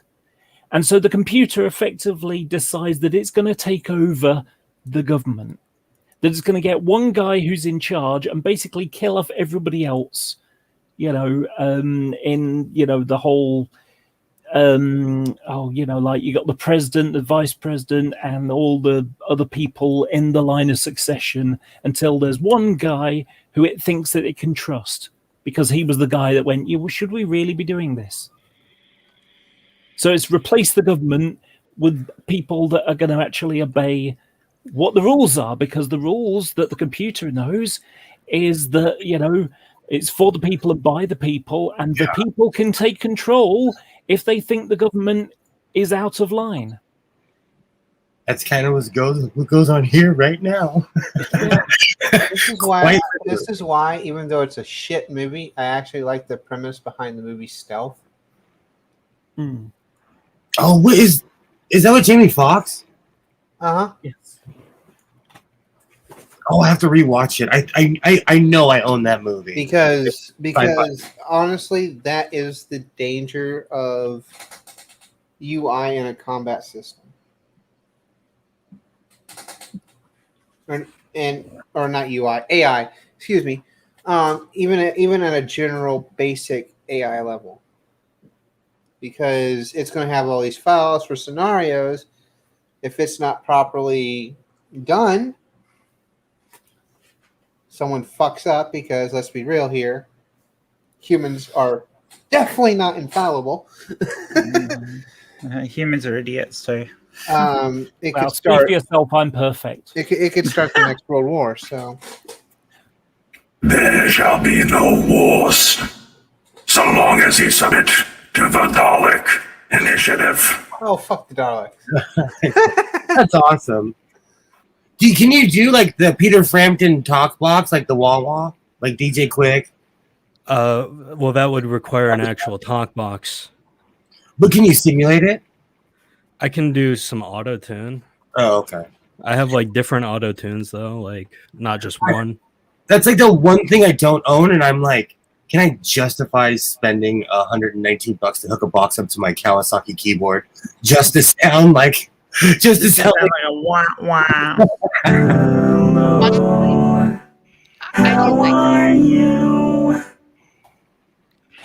I do like that sound. With the Dalek things a moment ago, it reminds me of something that it's like a comedy thing. So Radio One, a radio guy on the radio, a guy on the radio, he has a gang of people and they do this show, Steve Wright in the Afternoon. And in one of them, they have these little sketches. And it's like a couple of Daleks, they're always having arguments. So, like, for example, there's a soccer game and it's like, Gaza! That kind of, and it's like, they can't play. It's like, yeah, but you need, we run on wheels, and just like, I could play better than that. No, you can't, because we're on wheels, like casters and stuff, But anyway, and one of them, they're having an argument and one of them says, "Shut up! If you don't shut up, I'll tell everybody about your drinking problem." And the other one goes, "I don't have a drinking problem." And the first one goes, "You do. You don't have a mouth. That sounds like a drinking problem to me." And of course, it's all done in this sort of monotonal anger of Dalek noise, So Oh, that's awesome. It makes me chuckle every time I think of it. I love the Harriet Jones skits when they're like, "Yes, we know who you are." So Will, is this good enough for you? It sounds I like like a it, modern rap video. but like I'm old. I want to sound like Roger Troutman, like Zappin' Roger, or like Peter Frampton with the wall, fucking old, Will. Holy hell. or like the Wah. I watch old summer jams on YouTube just to watch Roger Troutman, and he's literally out there with his keyboard and a tube, and a full band, backup dancers. One day I'll get over the 90s, but it will not be this day. It will not be this day. Oh, man. No, because I'm interested in like getting something like that, but I should just get a talk box. I want to get a capture card for when I'm playing games like on my PlayStation or my Switch so that I can stream those, because I think that would be a lot of fun. So I have this thing. I have so many questions because I spent my entire 20s chasing bad ideas and women. So I can play my Nintendo 64 on my Apple computer because I have some widget that allows me to play it. If I hook it up to this one, can I stream while I'm doing it? Yes. Possibly. So basically, I just have to hook it up to a computer that I can stream on because I have multiple computers. Yeah, all right. So here's one of the things is, like Kitty pretty much just needs Kitty. I'm assuming you have a laptop. PC, not a laptop, but Okay, yeah. you do actually have a proper computer, right? Yes. Okay. You're going to be fairly easy to get the capture card for. The Mac, good luck on that one. Yeah, no, I have a PC running Windows, what is it, 10? Yeah, Windows 10, 64. Operating system's not the issue. It's going to be your hardware that's going to be the issue.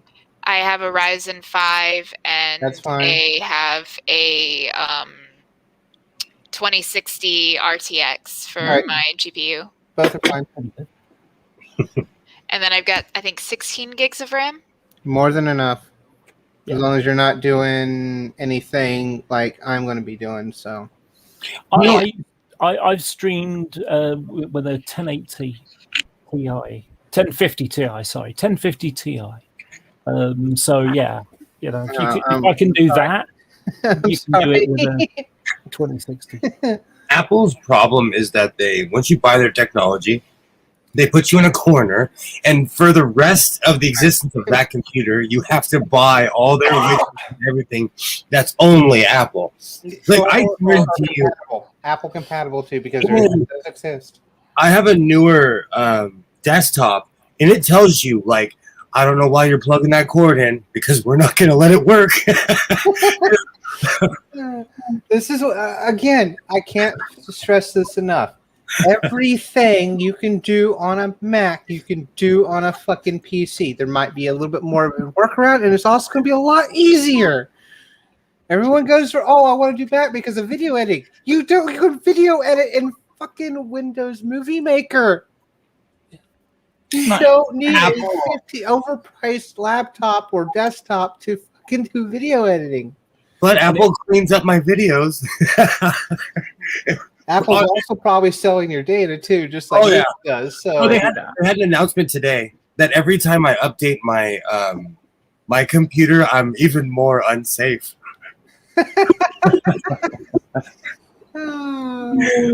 As I'm reading it on my iPhone, I'm like, I'm screwed. What can I do?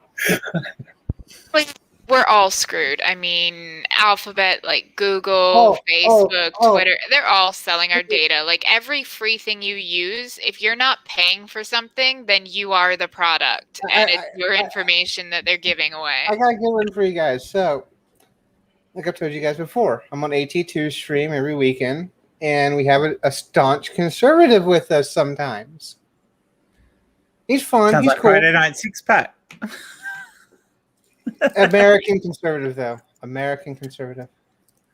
Oh, okay, not an Australian one. Okay. Yeah, American Because conservative. the Australian conservative is basically a Now, I Democrat. will say this: he's not far enough right to where it's bad, but he does have some very bad views. One of them is gun control, which we will not get into about that. But fuck, where was I going with this? What were we just talking about? Because now I've brain farted. Computer streaming. Oh, okay. So he was having an issue one night. I was like, and he had to like a screenshot or something, and he was using Bing. I go, motherfucker, why are you using Bing? I was like, because Google sells your data. What company doesn't? Mm-hmm. Do you have an Apple? Do you have any type of Apple device? Do you have an Android device? Guess what? Your data's being tracked. All data is sold. All that amusing stuff about they're going to stick a 5G chip in you with the vaccine. It's like, look, you're holding a phone. Like, with a 5G chip in it, probably.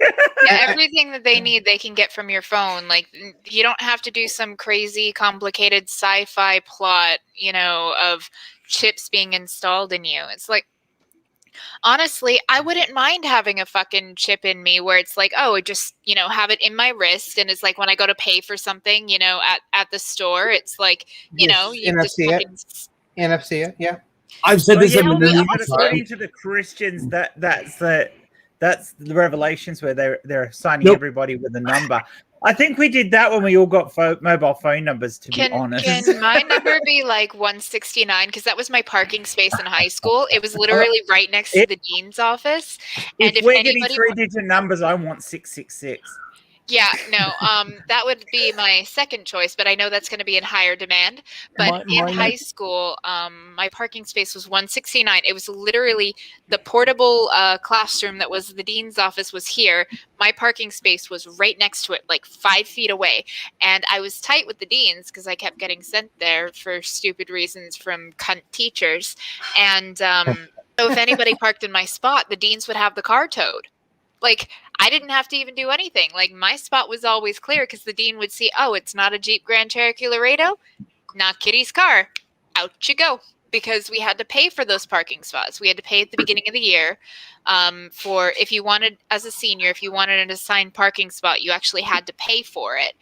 And that was the one that I got, and nobody wanted it. I wanted that spot, because I wasn't scared of the deans. Like, whenever I got sent to the dean's office because a teacher and I got into a disagreement, like, over usually something stupid, like, he'd open up a can of soda for me and we'd kick back and relax. He'd be like, here, just come help me for a day or two. Like, rather than putting me in suspension or something like the teachers wanted, I'd just go there for that class and help the dean with some paperwork and shit.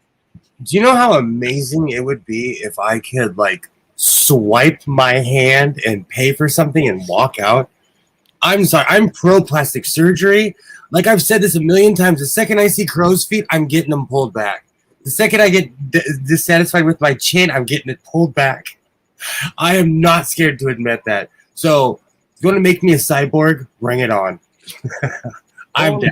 Mr. Rayner. Call him Mr. Will, your looks could last forever if you were made of plastic, silicone, Here we go. All right, Genesis. Like, I mean, as long as I had years to decompose. As long as I had full sensation, like, I could go for a body like the Majors. I mean, Ghost in the Shell. Like, I could go for that. Like, would you not be fine having with the pain. simulated sensation? As long as I can still fucking feel what it's like to orgasm during sex, I'm good. Like, I'm as long as I still get the benefits and the pleasures of having a body, I don't care. Like, my body sucks. It is awful being exactly. all the time. I would much rather my have body one. hates me. My body. Yeah, there is some issues I can see with getting a artificial body. Having been somebody who's suffered with dysphoria, which I'm sure the other 3 people in this thing who suffer from dysphoria will get that you may have issues with that. But if you could have the body, if you still had full sensation of that body and you could choose exactly how you wanted it to look, I think that dysphoria might not be a problem. I have another similar solution that actually kind of might be reachable. A little bit sooner than the synthetic body. Cloning with genetic engineering. Grow a new body. growing a fucking fresh new body. Now, here's the catch-22 on this. It would have to be rapid growth through the... With no brain. Otherwise, you've got the island again. Exactly. And or have the ability to do a conscious transfer. So almost people. We're going back. All right, well, hold on. The game I play, EVE Online, it doesn't lay out the science, bit for bit, but it does give enough to give the idea of what it would be like. So awesome. The way they do it is you can clone a body. You can even jump into other people's bodies as long as this system is set up. And sounds a bit like Altered Carbon. It's very close to Altered Carbon, but guess what? Eve came first. Eve's 2003. But yeah, my problem with Altered Carbon is that the guy who writes about people swapping into other bodies all the time, and there's no issues with that, and yet the guy who wrote it is a fucking bigot. He hates anything LGBT. Well, the author is a bigot. Here's the great thing about this, though, is the only way this is activated is upon the moment of death. Oh. The device takes a snapshot of all your synapses, quantum entangles it to your pod that you need, and it rewrites that brain in there, and it's you. So, has anyone played the game Soma? I know it. I haven't played it. That's kind of like, so we're talking about conscious transfer in clones, but I feel like the same applies with robots. Yeah. I feel like it would be exactly like Soma, where it's a complete duplicate of your consciousness. It is. In a new body. Yep. But you're still conscious. So, like maybe you'd be the consciousness that's in the new body, but maybe you might not. Maybe you might be the consciousness that's left behind at that point, which is really you, right? That's why I think, like, I don't know, you have to ship a Theseus somehow. Like, I don't think you can just take like consciousness, scan it, and then transfer it. You'd have to like either surgically remove the brain and put it into the new body somehow and keep it alive, or you'd have to like piece by piece replace the brain with robot parts. I'm also going to preface this. This EVE Online takes place 200,000 years in the future. I don't think it's a time thing. I don't think no matter how much time it takes, like, I don't think we can get there. I think we can. I'm actually kind of with Genesis on this one, in so far as, like, she brought up the ship of Theseus. It's like, it's an interesting thought experiment where it's, if, say you have the ship of Theseus and it's sitting in a museum, and eventually, like, time is starting to erode it away, so they do repairs, and they basically, repair everywhere that is damaged because of time. And eventually it gets to the point where there is nothing left of the original ship. Is it still the ship of Theseus, even though it's materials that are much more modern and none of them were actually part of the original ship, but it's still in the shape of that, and it was slowly integrated, like, and slowly changed over time as they were doing repairs. So would it still be considered the ship of Theseus or not?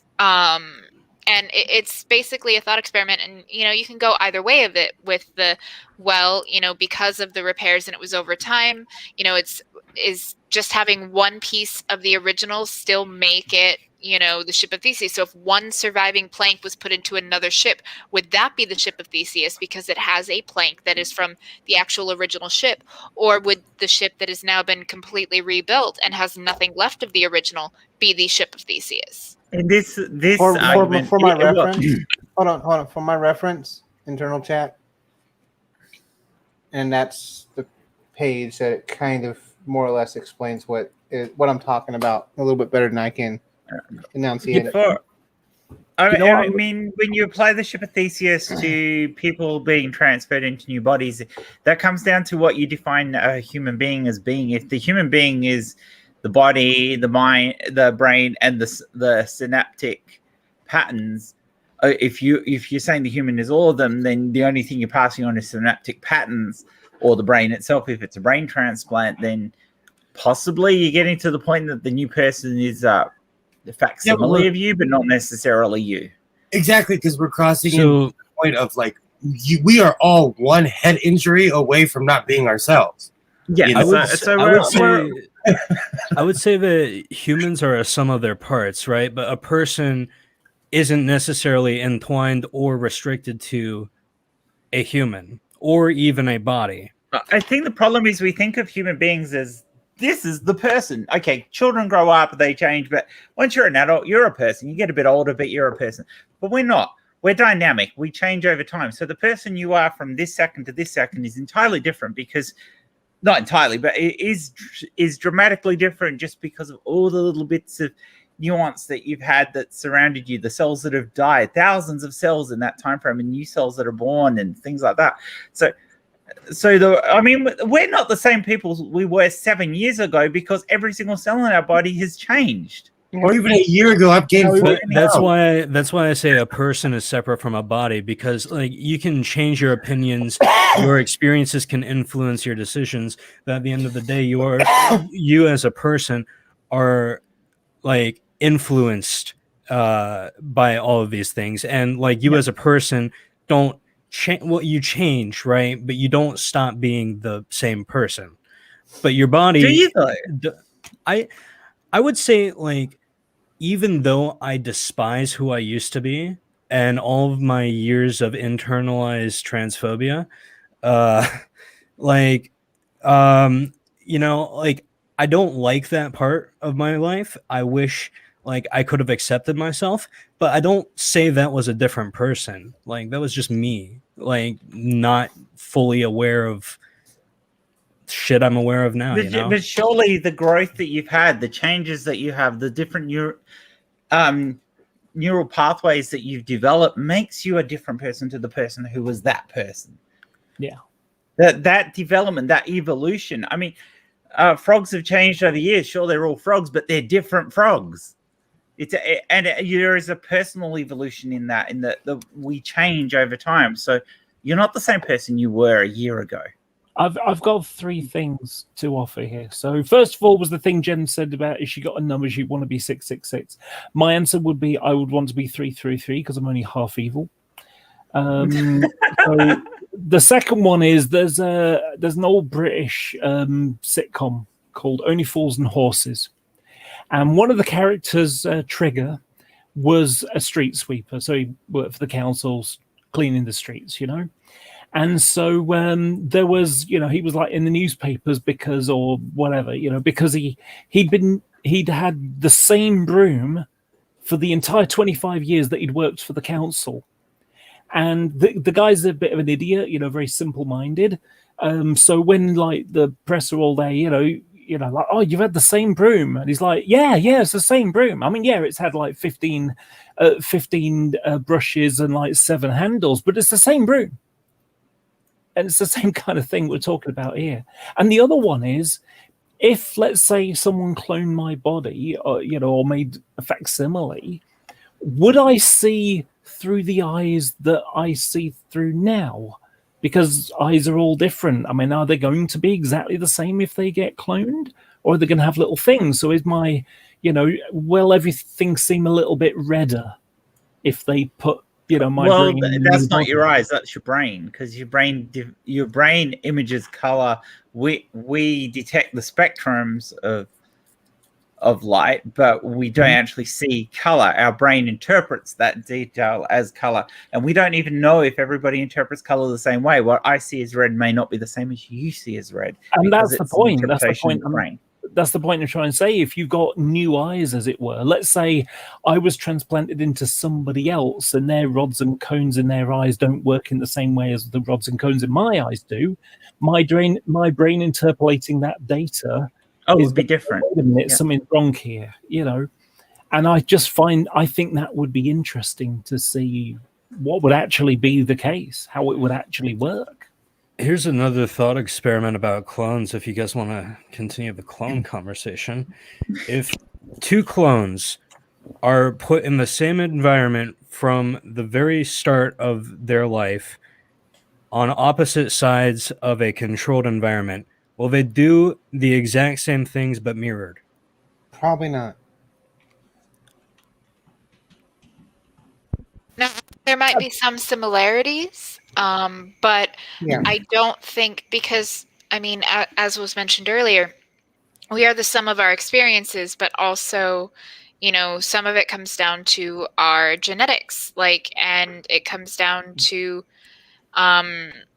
you know, the environment, and you cannot have, as much as you might want to control for everything, you can't, because ultimately there's going to be slight differences between the two that you're not going to be able to control. In this thought experiment, though, it is identical clones and in a controlled environment.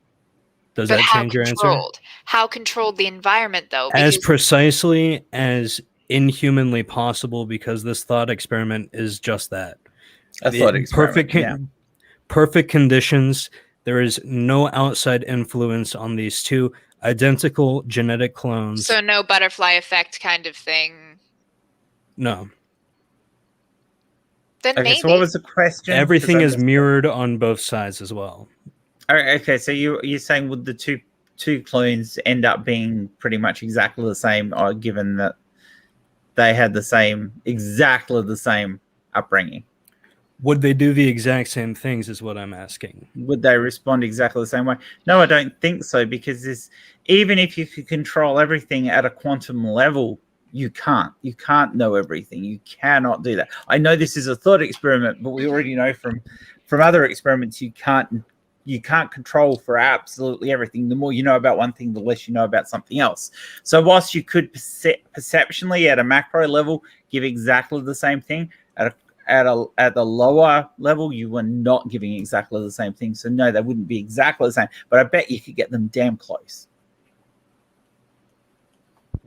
That's what I would too. It would be really close, but it wouldn't be the exact same. Twin experiments would sort of suggest the same sort of things. You grow two identical twins up in exactly the same environment. Pretty much they're treated the same by their parents. You know that's been the case. And they'll be very different. And there's really no reason why they should be different. They just are different. Because there's that slightly different perspective. Maybe one of these clones stood in a slightly different position when something was being explained to them, or hopped on a different leg, or something like that, you know, or lost focus during one bit of something being taught to them. And that's enough to change. And it only has to be a little tiny thing. This is where Kitty was talking about the butterfly effect. Small things make big changes. And I think you'd be, without being completely draconian and maybe strapping the kids to a chair and force feeding, brainwashing them, there is no way you could make them exactly the same. And yes, you could brainwash people to basically think the same. But no. I think an example of people having different experiences type of thing. I picked up recently. There's a trans group I've been going to, a Zoom chat every week, and someone there can't read, and it had never dawned on me. I was going to say, how do they have a chat with? Oh no, it's not typed; it's video. Yeah. So you're still stuck in the early 2000s area, Jen. It's all. Yeah. I'm still thinking of IRC. Yeah. Anyway, so this person. Show my age. Yeah. I started out with IRC and stuff like that. That's how I met the first trans people online, was IRC. Yeah, and ICQ as well. Oh, I remember ICQ, and then Yahoo groups. Yeah, I say Yahoo chat or MSN chat. Yeah, we used to have. We're going to had a trans group, and we did karaoke nights on Yahoo. So anyway, the this person can't read. Okay, and it never occurred to me how debilitating that is, how limiting that is, because you know, if you think of, imagine you got a movie that's based upon a book, and you know, one character asks another person a question, and the one being asked goes, and they, you know, it's just a couple of seconds of them, you know, thinking for a couple of seconds. Well, that's a page in the book. That's them mulling over the consequences, actions, inactions, whatever, you know, all the ramifications that could happen from that. And so when we read that, we're reading from someone else's perspective. We're able to see through someone else's eyes, as it were, and their experiences and so on, in the character of that novel. And it enables us to go back in time. You know, you read something like Jane Austen, and, you know, life was different. The idea of, you know, cutting yourself and getting an infection could kill you. You know, so people fought in different ways as a result of that. Another simple example is the first death on the railways happened because a train was traveling at 30 miles an hour and some people didn't get out of the way in time at 30 miles an hour. And we don't even worry about crossing the road with people driving at 30 miles an hour down that road. But for them, the fastest anybody had ever been until that day, because it was the first day of the Liverpool to Manchester Railway, was, you know, riding a horse very quickly or running. That was the fastest that people had. So they didn't have the understanding of speed that we do. You know, that you're driving a car, you look to the right or left and there's a car coming. Well, the road's 30 mile an hour road, so you estimate, okay, well, given that, I should be able to move out, accelerate, and not slow them up or anything. You know, things of that nature. These are all the things that we think about. We learn these things from books and stuff, but if you can't read, you're a prisoner of your own mind or me telling you something. And of course, that doesn't include the bits that I leave out, the bit that I didn't tell you. It's hard to educate yourself if you can't read. Because you're relying on other people being honest, and people are inherently not. So because I'm Mr. Above Average, I actually knew someone that was a millionaire and was illiterate. But like Laura said, he had to depend on the kindness of others. So you're basically a slave to everybody else, but he owned a trucking company, and his wife basically is the one who ran the company. But I didn't realize he was illiterate. It's my ex-wife's father, who was just absolutely an American legend. But he recently passed. But I didn't realize that he couldn't read until we were sitting at breakfast one morning. We were at the restaurant, and he hands me the menu, and he's like, "What does that say?"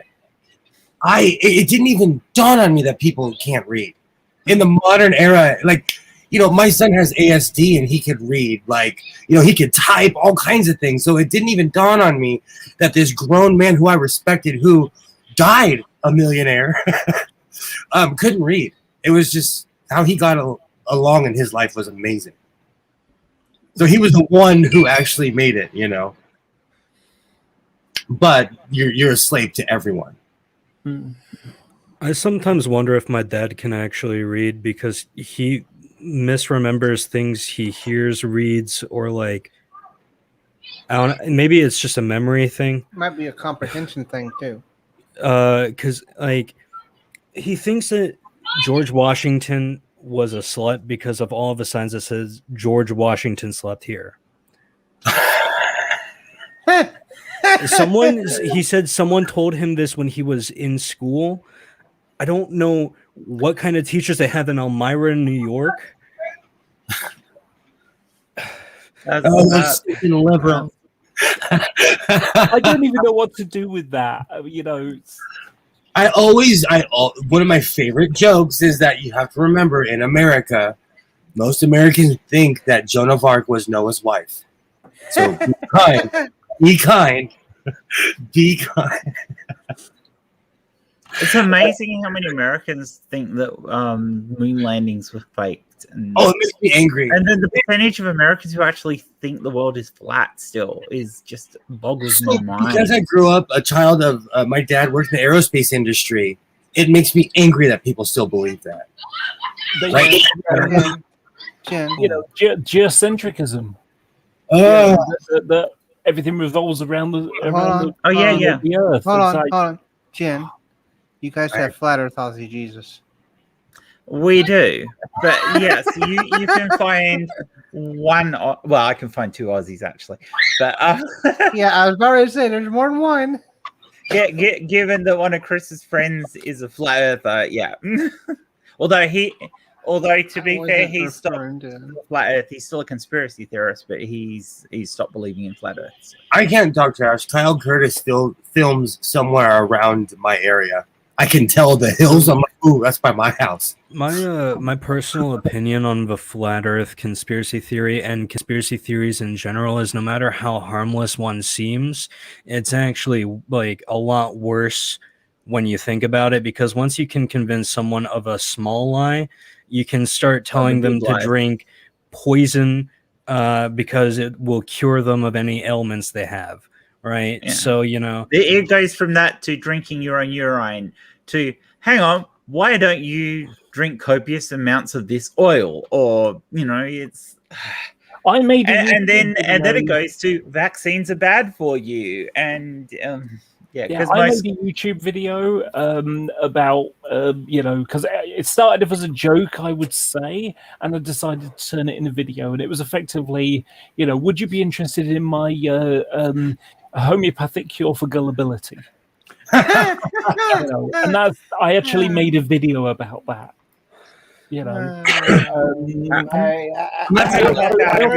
I am not feeling the best anymore, so I love you. Yes, honey. Thank you for coming. No worries. Bye. Bye. It's been an awesome stream. Yeah, I'm so happy that you were here for the first one. I am too, but I can't just sit here anymore. My brain's I actually can't focus on the screen anymore. So get some rest, Lovey, and I will talk to you later. Thank you for coming. Bye.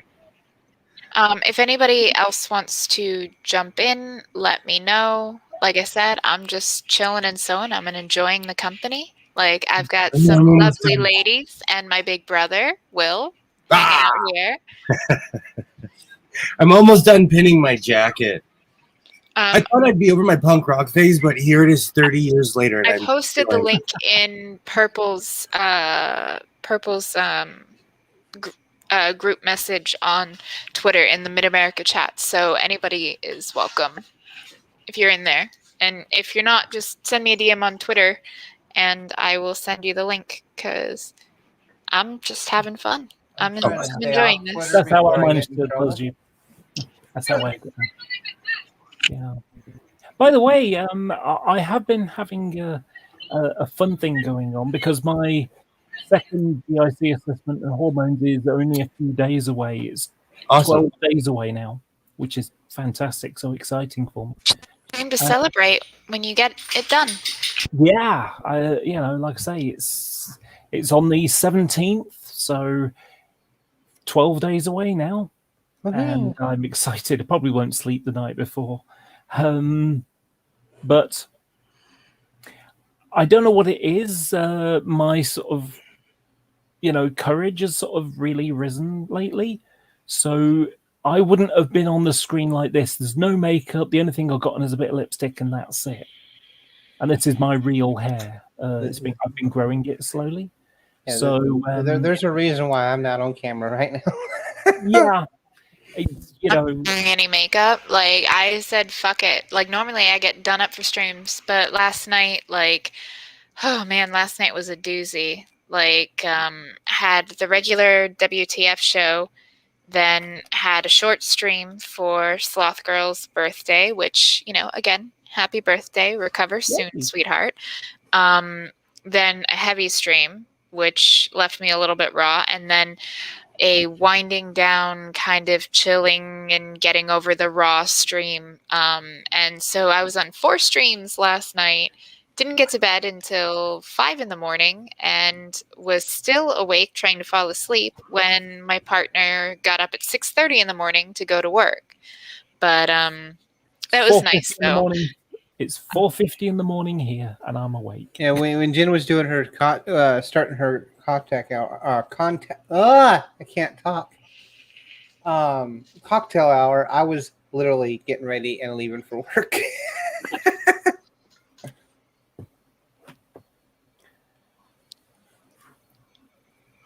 Well, right, there we go. Oh, so that's how that works. Okay. I'm still learning. So I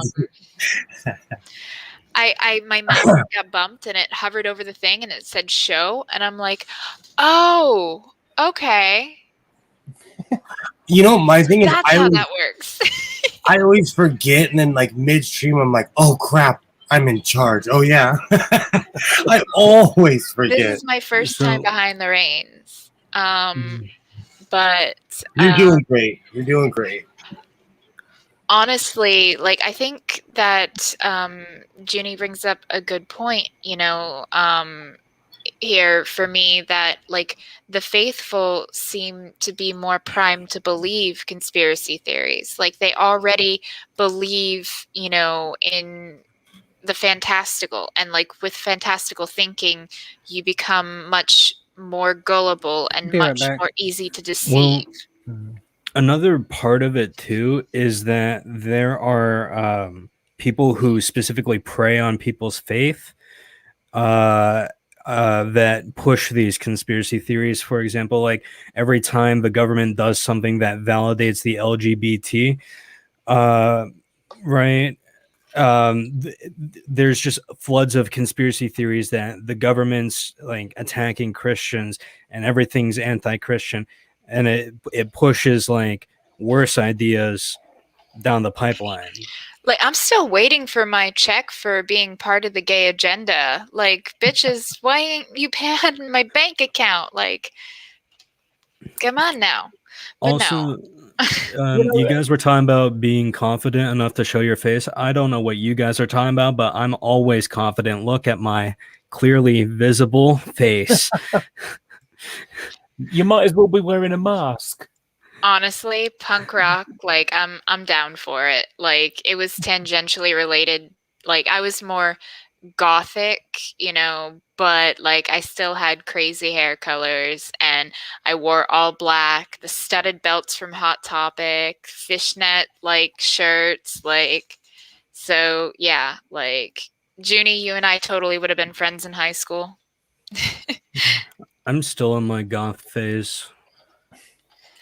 I'm By the gonna be way- going to this kava bar called the Spookeasy. It's like a goth kava bar. I'm so excited. Ooh, that sounds awesome. Where is it? It's I've never heard of it. It's in Ybor. There's 2 locations, and both of them are like hidden.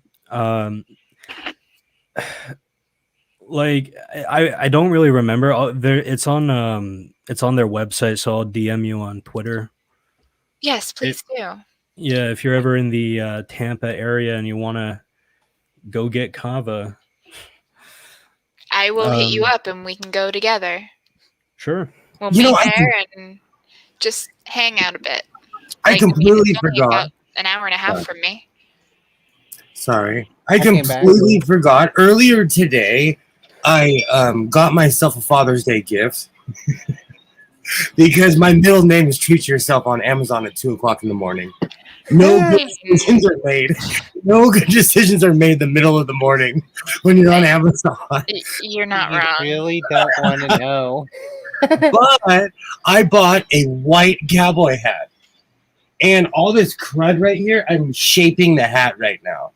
So I'm so excited for my white cowboy hat. It's not even funny. Nice. All right, But so you know, it comes really curled up, so I'm shaping it so I can make it into my style. But I'm stoked. So another thing that's happened recently, and I haven't even noticed it until recently.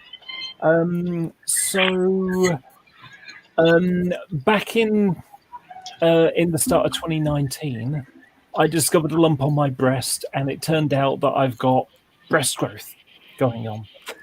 No hormones. It's just a 1 in 1,000 reactions to all of my medication. I now seem to have some cleavage. Hey, go you. Look, I don't know if you can see this. No, it doesn't really show from the angle. But, you know, like I say, there's a bit of a dip. Hey, you know what? Awesome. And that's no hormones yet. So imagine what it's going to be like when I get some lovely, juicy hormones going through my body. Right, and then So- you'll have to go on to Beware and pick up some stuff and start sewing your own bras and corsets and just having fun with it. Yeah, the only reason I can think of having a corset is maybe to stabilize my back because I've got a weak back. Honestly, corsets are amazing for posture and supporting your back and supporting your chest. Like a well-fitted corset, they're so expensive. And they can be a little impractical because they can be a bit hot, especially here where it's very humid.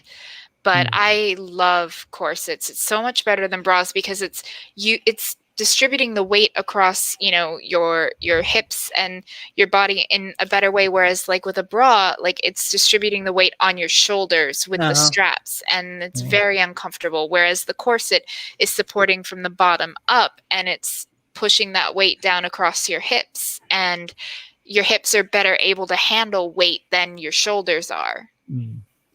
No bra right now, just because Hey, Kitty. it's too warm. And Yes, easy. love. Check. I think we got a new person. Oh, Doc's here. Sorry. Hello.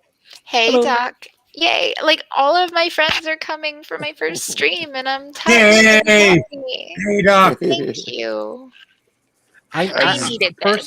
personally, Kitty, I needed to do something before I got in trouble on Twitter. Ooh, Twitter drama. I want to jump into a No, trash you fire. don't. No. Pick your battles, Genesis. Pick your I battles. was reading. I'm what, brutal. I'm mean. Let me at him. I was reading what you were posting today, Nikki. I saw that. I'm a bitch. So, hey, I honestly, because of my voice, people think I'm way more cuddly than I am. And if you cross me, I'm gonna let someone know. Yeah, that's pretty much what it's like. Oh, you want to? So instead of passively, throwing me in on this thing that I'm. No, we're gonna go fucking full tilt. Okay, I'm down with this. I saw that. I'm in a place where, you just gotta be a bitch. Like, I was at sometimes work. some motherfuckers need bitching out. I was at fucking work when I got the DM.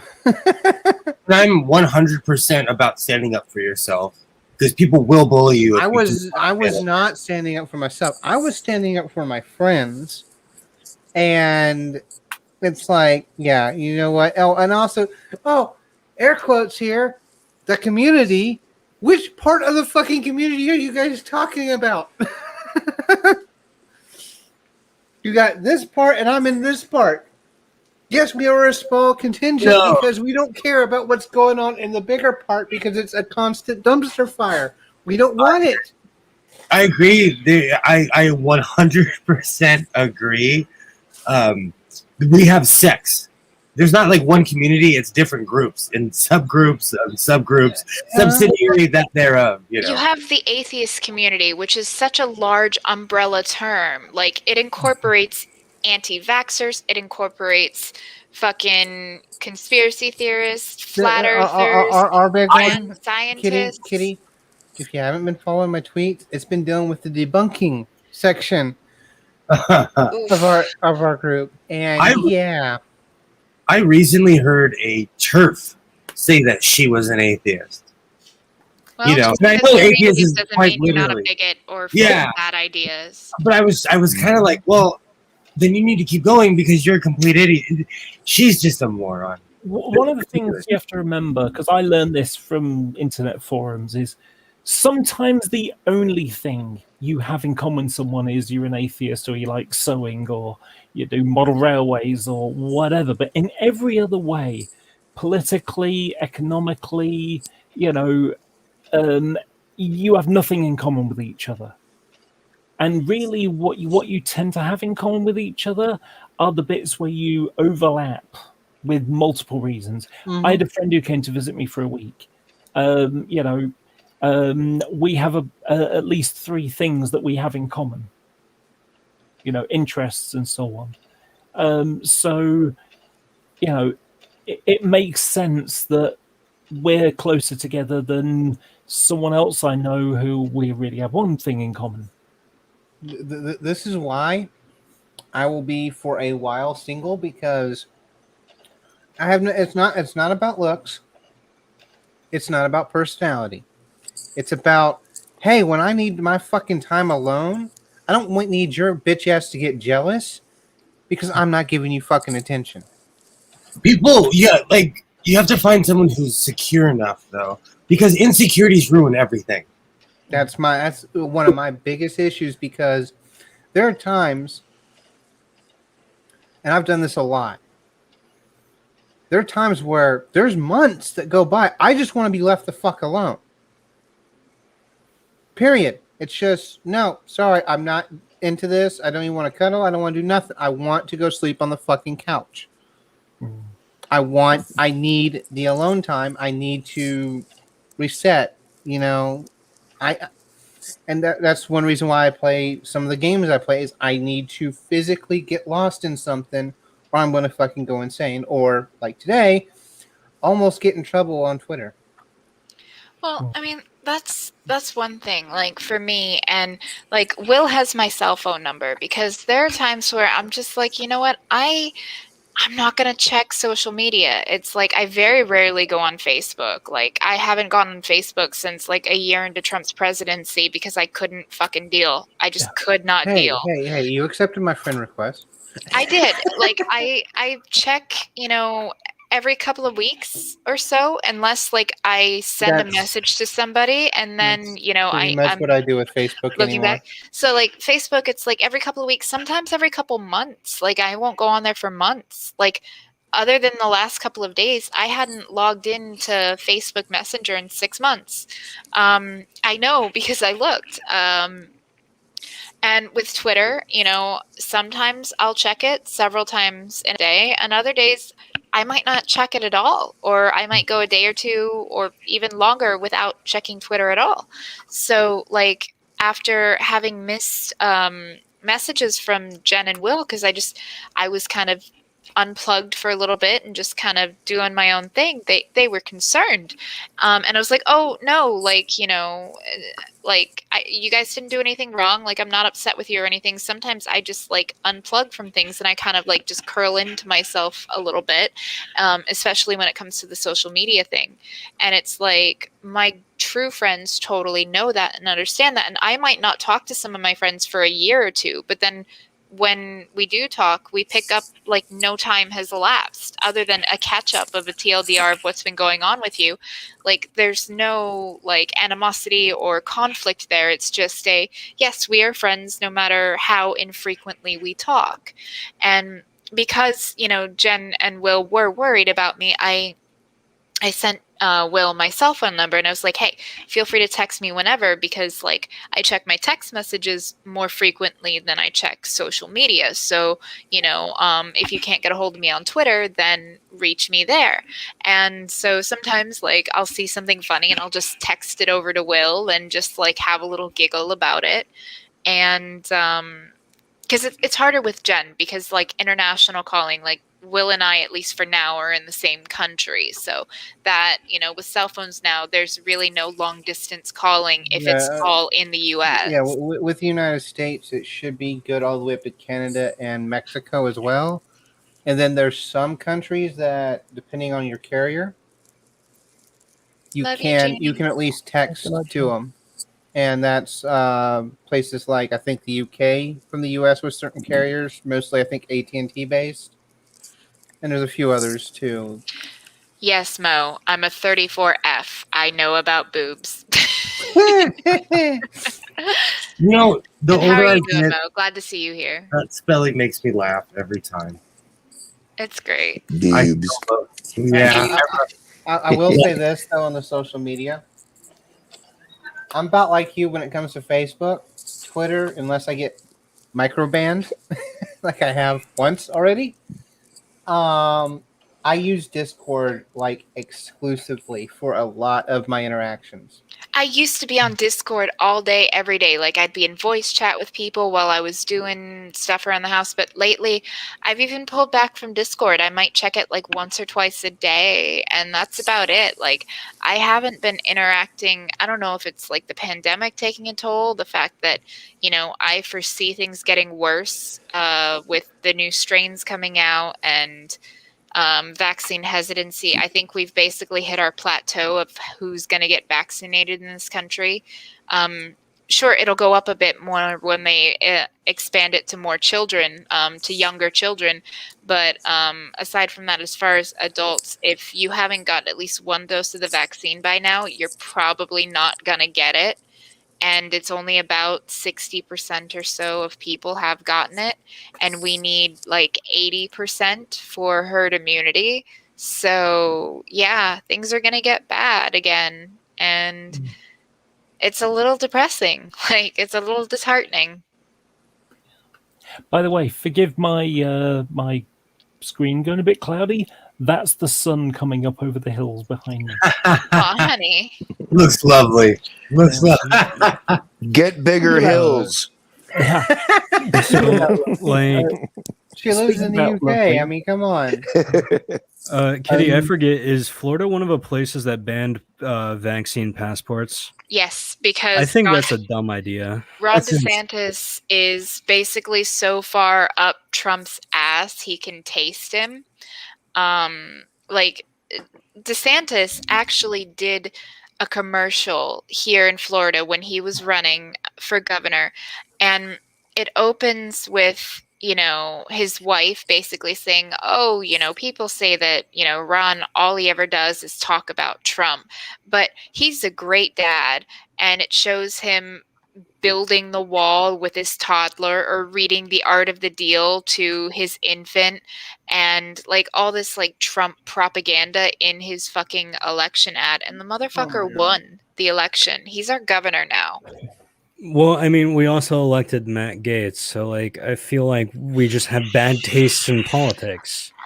And before that, we had Governor Voldemort in Rick Scott, who's also a senator now. Dick Scott, I forgot about that dude. Yeah, well, and here's the thing. Fucking Rick Scott was, his company was, you know, found to have committed the largest Medicare fraud in history, and he got elected to the governorship twice. Of course.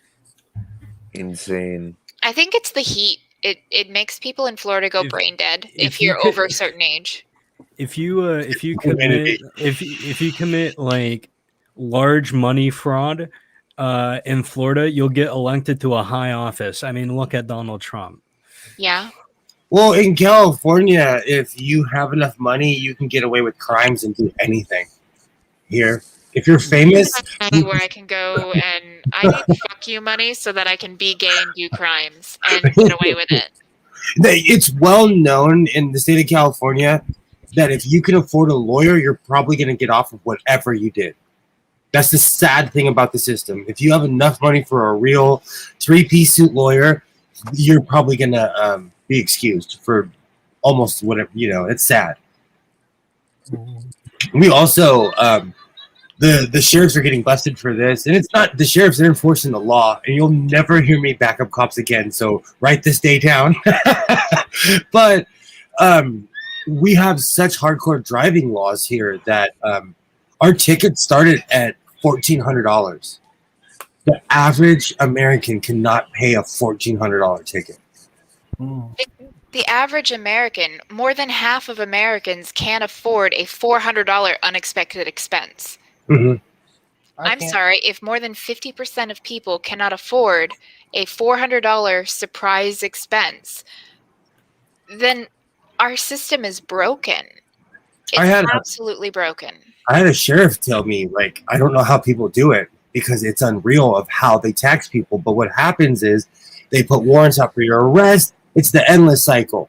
So basically, if you're under the poverty line, it's because, yeah, California is nothing but prisons. But if you're under the poverty line, you're probably going to end up in jail just for being poor.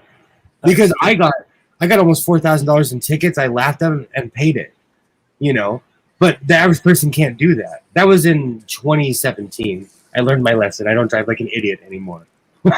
It was a very expensive year. Oh, hey Kitty, I know you like makeup. What do you think to this? Ooh, that's pretty. That's a really nice like nude palette. Yeah, and it actually comes across a little bold on the picture, but it's really subtle.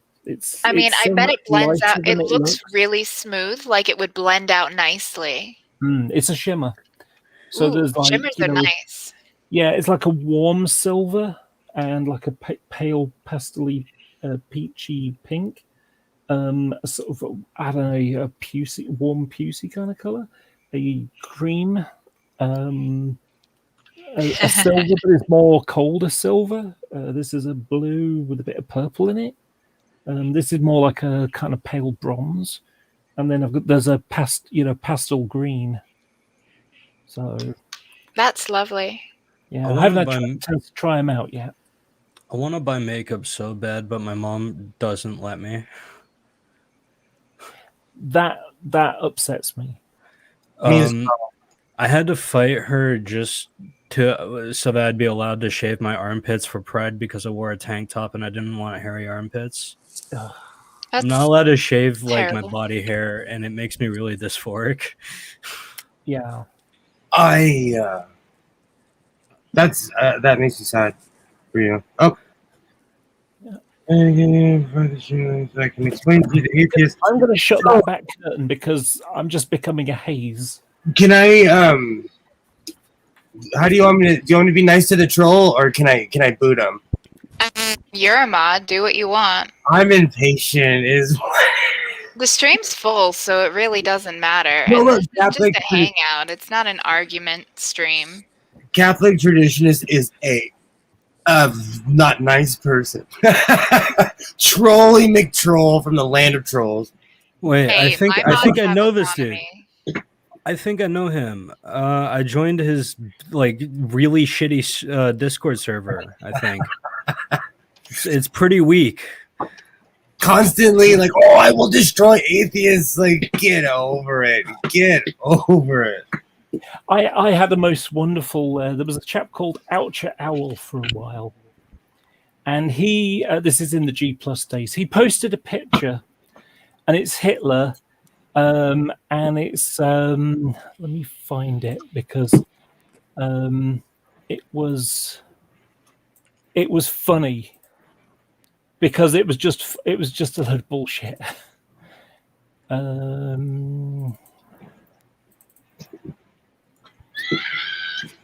Let's have a look. And the weird thing that it showed me is that there are extremists in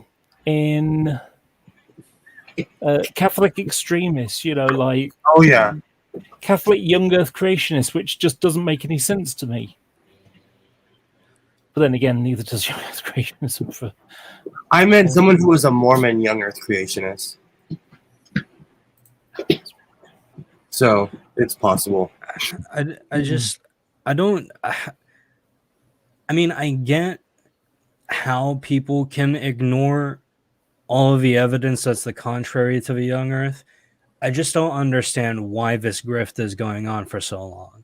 I suspect it's partially because just bad ideas are allowed to populate mimetically. I don't know what it comes down to, and it's comical because they'll refuse to accept it.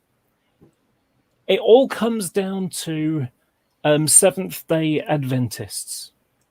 When Darwin brought out his Origin of the Species, they went no, and that's when Bible literalism became a thing, and so eventually it infected the Protestant, people, and in America, and so it became, politicized effectively.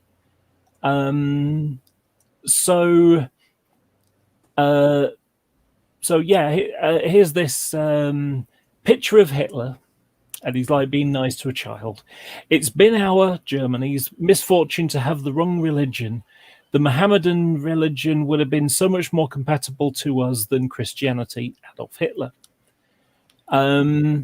So this Outer Owl was trying to do the whole Hitler wasn't a Christian, that he was an atheist, and he was anti-church and anti-Christ, because he didn't want this to be true. And so the truth is that there's evidence to prove this, that Hitler was Catholic up to his death, and he was only anti-church when they tried to interfere in politics and give an anti-Nazi message. I mean, even to the point that they established a Nazi church where there was like a copy of the Bible on one side, a copy of Mein Kampf on the other one, and a sword in the middle. And it was just like a Naziized church which whitewashed the Jewish blood of Jesus. So that meme that he created suggests, an anti-Christian message. However, it's a quote mine, because the actual text is this. So bear in mind, it's been our misfortune to have the wrong religion. The Mohammedan religion would have been so much more compatible to us than Christianity. So this is from Inside the Third Reich by Albert Speer. Hitler had been most impressed with the scrap of history he'd learned from a delegation of distinguished Arabs. When the Mohammedans attempted to penetrate beyond France into Central Europe during the 8th century, his visitors told him, they'd been driven back at the Battle of Tours. Had the Arabs won this battle, the world would be Mohammedan today, for theirs was a religion that believed in spreading the faith by the sword and subjugating all nations to that faith. The Germanic peoples would have been heirs to that religion. Such a creed was perfectly suited to the Germanic temperament, Hitler said, that conquering Arabs because of their racial inferiority would have in the long run been unable to contend with the harsher climates and conditions of the country. They would not have kept down the more vigorous natives, so ultimately not Arabs but Islamicized Germans would have stood at the head of this Mohammedan empire.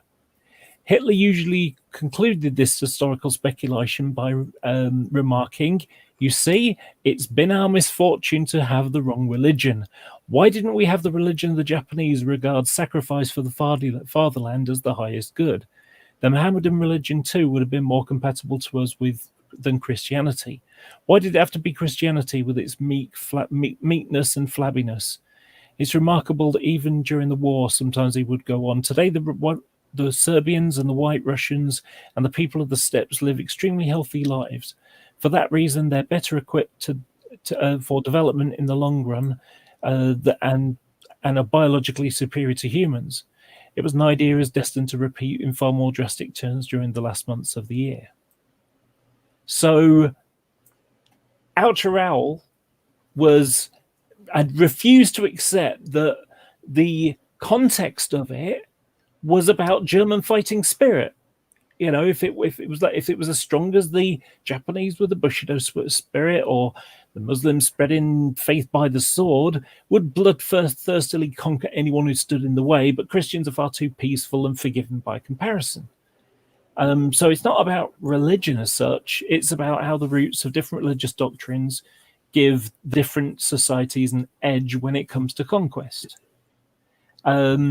And Oucher replied to me, and this is what he said. He said, there's absolutely nothing dishonest about my meme. You're the one trying to obscure what he explicitly said by an entirely bloated context argument.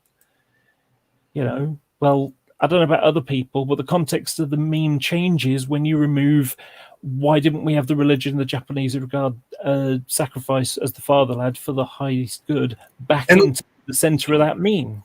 And the Nazis had Gott mit uns on their belt buckles, which is yeah. People they love to twist and turn it to their narrative, but they were Catholics, they were Christians, they were whatever fit the bill. That's why I think people like Catholic traditionalists don't have a foot to stand on, especially if you represent the Catholic religion. Sorry. You have no feet to stand on whatsoever. The difficulty is that there are people who are Catholic that do actually have a moral center of things. You know, that my friend Fiona Robertson, she's a Catholic, but she won't give the church any money on the church plate or anything like that. I grew up hardcore Roman Catholic. Tons of people. Yeah, until the church basically goes back on the whole hiding pedophile priests and stuff like that.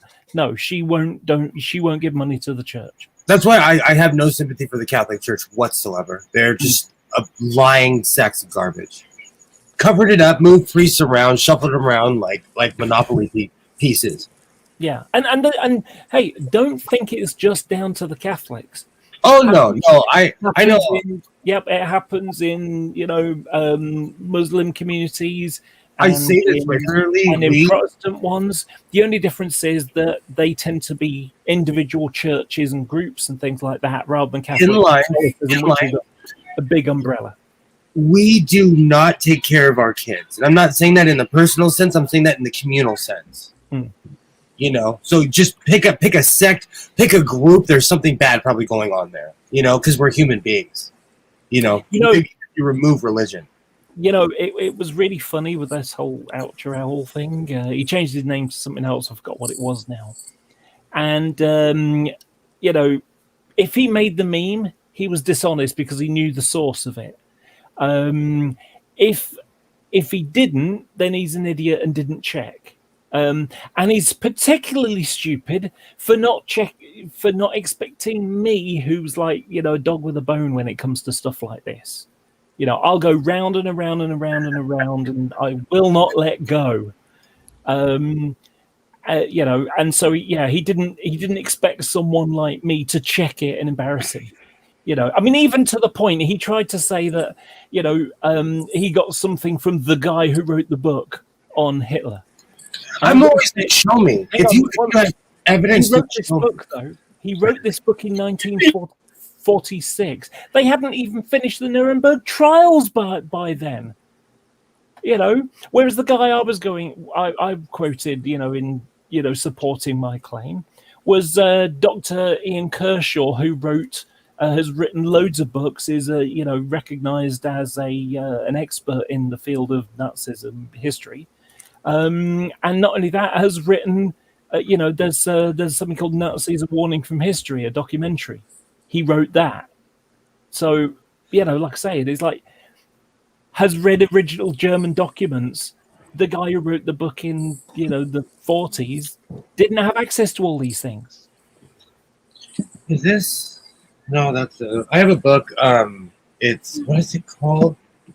Face to Face with Kaiserism. Girard was the ambassador to Germany during World War I, and he literally said, if we don't stop them now, they're going to repeat this. Yeah. So people saw it coming a mile away. Hey guys, I'm gonna go and jump off here. I'll catch you guys later. Good night. Yeah, I mean, one of the problems, Goebbels didn't come up with propaganda. Propaganda was going around a long time before then. And even in World War I, the Germans were told that they were winning and they were succeeding and all that kind of stuff. And then suddenly they lost the war. Lost the war suddenly. They accepted defeat, and like the common people, like, what the hell's this? I mean, Hitler was literally in hospital after getting chemically injured, and mustard gas or something. And that's how he found out. And so this whole, the politicians stabbed us in the back, that's where all that stuff comes from. Well, we like to look at the past and romanticize it and make ourselves the hero. I'm sure you look back and said, oh, I was wrong, I was robbed, because we're all the hero in our mind. Well, I mean, there is a difference. I mean, if you think about the way things are, these days, basically, America turned up late for the party in World War I and World War II, but ever since then, they've just started them all. That's true. It's true. That's why Iranians hate us. That's honestly, if anyone ever wants to know why Iran hates us, is because when they sacked our embassy, they found out that America, Israel, and the UK were running their country. That's why they hate us, and they will never ever capitulate to us because they didn't have freedom, and we did that. Mm-hmm. You know. Yeah, it's funny. Like, we weren't actually talking about religion really until fucking Catholic traditionalists like started in on that. I do love a good Jesus bashing every once in a while. Yeah. Do you know, I actually won a bet once because some idiot decided to challenge me. Because there is a weird thing that I find some Christians that because I'm an atheist and I've never believed, that somehow I'm not able to read the Bible. And so what happened was I was in a chat like this, it was a hangout. And this guy, Shamos, his name is, he, I was talking about one of the reasons why I don't find the Bible very convincing. And it comes down to the resurrection account, that there are 4 stories, every single one of them different in one way or another. And one of them is, the women go to the tomb. Now, it could be 1 woman, 2 women, 3 women, or many women to anoint the body of Jesus. And they're like, okay, who's going to move the tombstone out of the way? And they turn up and the tombstone's open. And they go in and there's one angel sitting. And then there's another one where they go and the tombstones aren't moved out of the way and they go inside and there's 2 angels standing. And then there's what I call the Michael Bay version. And of course, Michael Bay movies, if a car explodes, it's not enough that it explodes. It needs to do 4 somersaults in the exploding. So the Michael Bay version is Matthew, where you've got an angel, there's a giant earthquake, which only one mentions, and then an angel swoops out of the sky, moves the tombstone out of the way and sits on it and says, like how many angels were in the tomb? 1, 2, or none, because he's outside saying, yeah, go and have a look. He's risen, And, I had this guy say, it doesn't say that. I said, it does, and he said, I'll bet you $100. I said, challenge accepted. So I basically took all 3 versions and showed them, screen shared them. And, and when I showed the Matthew one, he's like, oh, well, I read it in the Greek. Okay, let's go to the Greek. So we went to the Greek and it said that as well. And so he refused to pay the bet because he could, and someone else paid it for him. They love to move the goalposts. Oh yeah, it's a game for them. That's why I after a while, you almost have to pick an apologist because they're arguing the same argument. Mm-hmm. Yeah, my favorite one,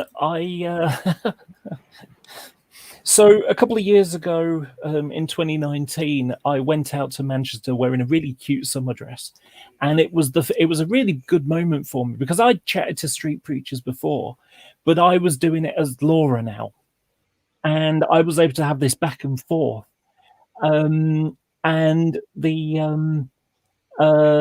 so I'm bouncing backwards and forwards with this guy. Even to the point of, do you think slavery is acceptable? No, he says. I said, well, that's not what your Bible says. It gives rules for slavery. It doesn't, he said. I said, it does. You got a Bible there, Exodus 21. Read it out to us all. It's a slave handbook. It's quite so he said, all right, then I will. So he starts flicking the pages and he gets to the page and he skims it. He said, I'm not reading all that. I said, what do you mean? It's not even a page.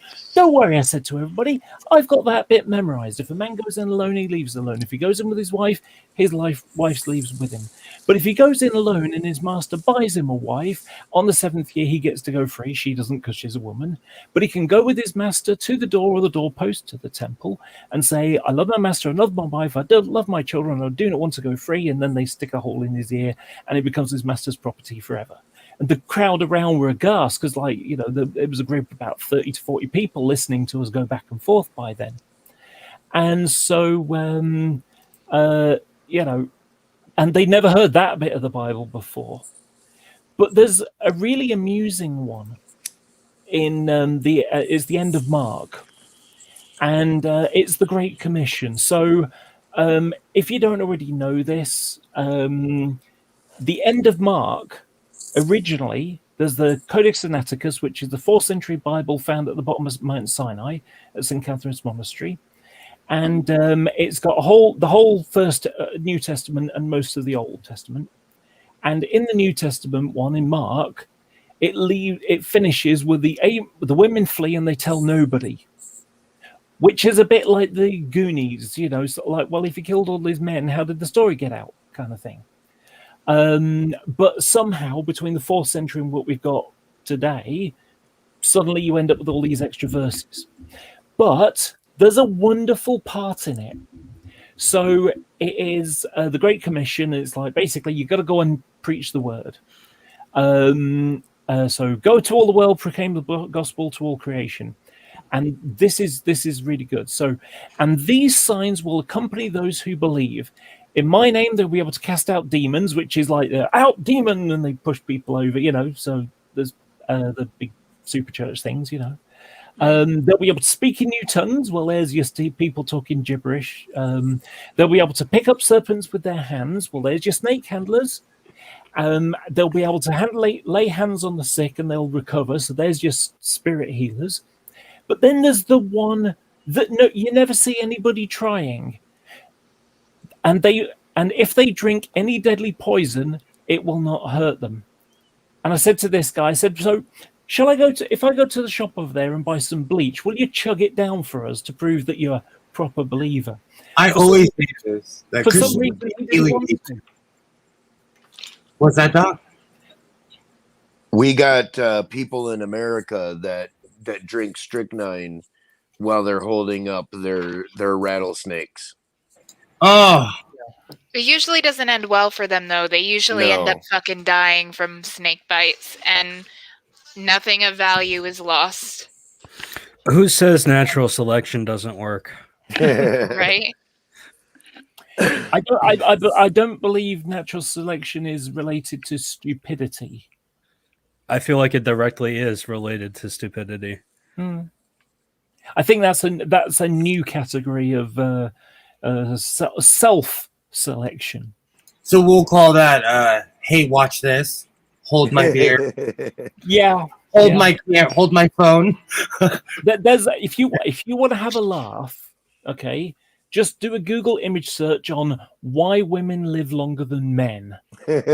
I love that Google search. Oh, it's so funny. It is so funny. My favorite one are some guys around one of those inflatable pools, okay, and they've got a stool in the middle with a electric barbecue heater, you know, and the cable is going off and it's sitting, you know, one of the multi-plug sockets. That's on a flip-flop that's floating in the water. Oh, dear. Oh, no. Let's play with wall power. Who dies first? Yeah. Oh, my gosh. Honestly, that you know, you've got a guy who's sort of cleaning the windows and his two mates, because they're 7 floors up, are standing on the other side, the other piece of wood so that he doesn't fall over. I've seen that. Yeah, I mean, that one at least is not as bad, like in my opinion anyway, because as long as they don't move, you'll be all right because, you know, leverage.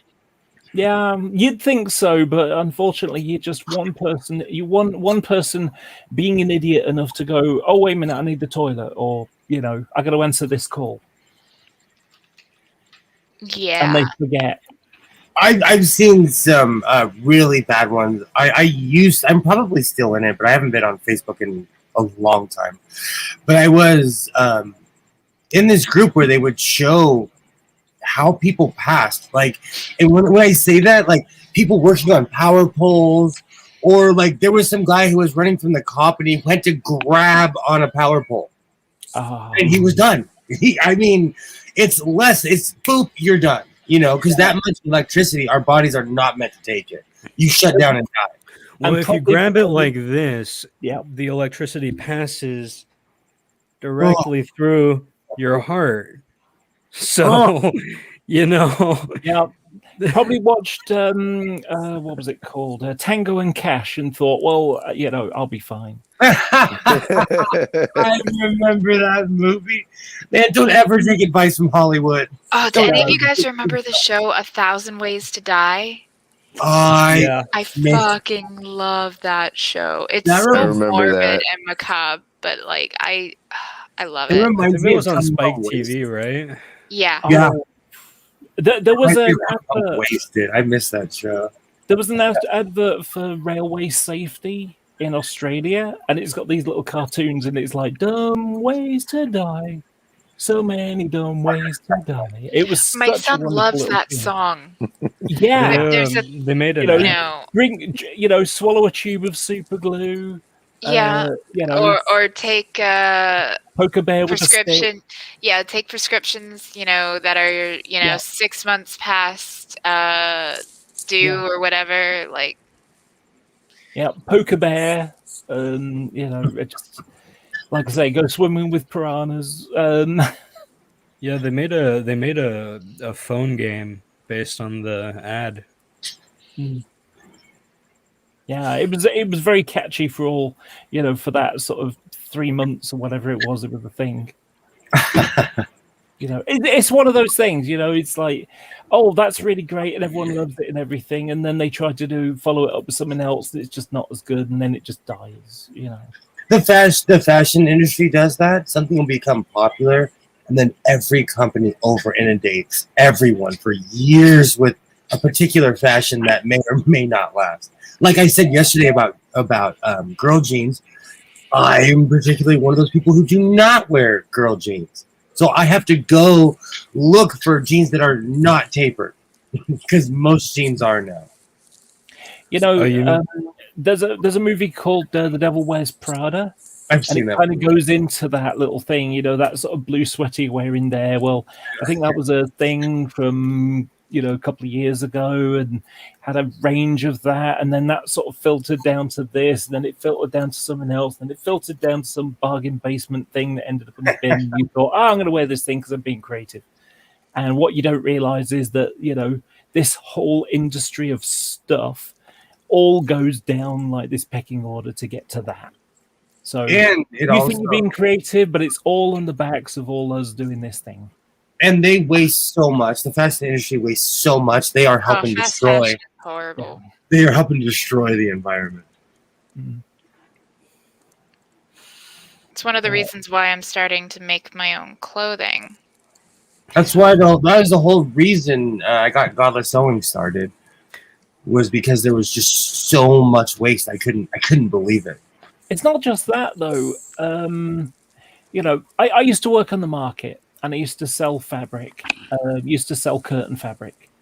And it came to a point we had to fold up because no one was really buying stuff because, they don't teach sewing at school anymore unless you want to. The cheap mall down the road, opened up, which means less people are coming into town. All these little factors, cheap Chinese stuff made for, a bargain that you can go to a shop and buy, which means, and it's exactly the same reason why, IKEA does really, really well. But you've also got hundreds of thousands and millions of people that all have homes that all look the same because they all went to IKEA. So, this is the reason why you've got people making cards and, doing sewing and things like that, because they can have their own taste. They can put their own taste and their own style into things, and it's not the same as someone else that went to Primark or whatever. I'm probably gonna. Two women turn up at a party in the same outfit, and it's just a disaster. Well, if you make your own things, that doesn't happen. So when I live on my own, I'm probably gonna make my own furniture because like so much of IKEA's shit, like I don't know, like I've been burned by IKEA a few times. It's made of balsa wood, and if you sneeze on it or get drunk, you will fall right through. So I'm just gonna like weld tables. Like they're not hard to do. It's just like a T-joint. Right? So it's funny you'd say that, Jenny. I still have the frame of my grandma's kitchen table from the 60s. It's a metal frame. It's up at my shop. It's outlasted us all. They were built. They made those things to last. Yeah. And it was well put together. You could tell someone welded it by hand. Yeah, I mean, usually those like mass-produced like furniture pieces, like whether it's like outdoor furniture or indoor furniture, like usually it's either guys who don't really know like how to weld well, or it's like machines. True. Do you know, for a second, I could have sworn you said Al Gore furniture. Al Gore furniture? And it was outdoor. I thought you said Al Gore for a second. What? Man, bear, pig furniture. Yeah, I deal with stool all the time. I say Cameron, woman, emu.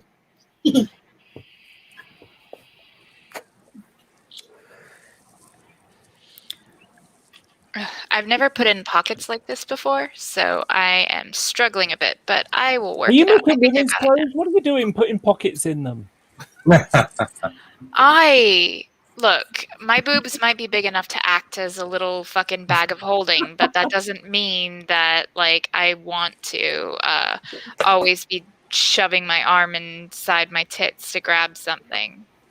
So all of the clothing I make has fucking pockets. Pockets are necessary. I have a really cool idea for a mask, but I have zero sewing skills. But it's not really the mask that's important. It's the soldering and the electronics I'm going to put into it. So I might just buy a cheapo mask or learn how to sew. Can one of you guys teach me how to sew? Actually, no, I don't want. It's not hard. I could teach you. It's not hard at all. I don't want to take up y'all's time like that, though. Once you get the basics, it's really I'll look up some tutorials on my own first and do some research, and if I get lost, I'll ask you guys. But so I found these bone conducting transducers, which are like speakers, but they vibrate sound through solid matter. My idea is a face mask that has these transducers on your jaw, so that you can hear music, but it's not playing through your ear holes, so you can still hear things around you.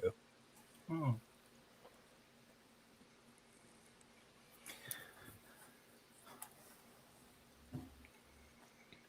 That would be interesting.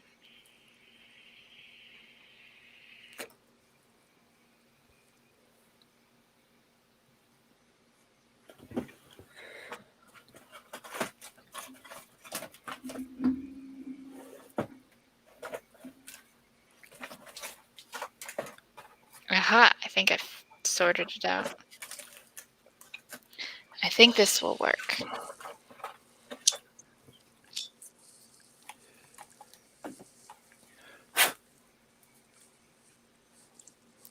Like, I'm one of those, like, reading pattern instructions, like, is a struggle for me. Like, but if I watch someone do something, or if I work it out myself, then I get it. Like, pattern instructions, I still struggle with. Like, I understand the notches and the marks and everything like that. I know all those, but the way they describe how to do things and the illustrations they give aren't always the greatest. So, yeah. Which is the inside face and which is the outside one? Yeah. Mm-hmm. But all right, I think this will work. Won't know till we try. And I mean, I got 4 yards of this fabric for only $4, and I already made a sweater out of it for my sister. So even if this ends up being a complete mess and I can't do anything with it, it really doesn't matter.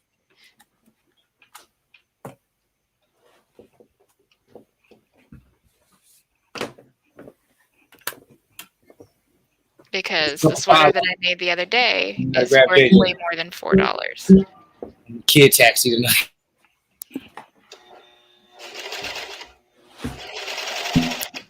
Sorry, we're saying goodbye right now. Give me a quick second.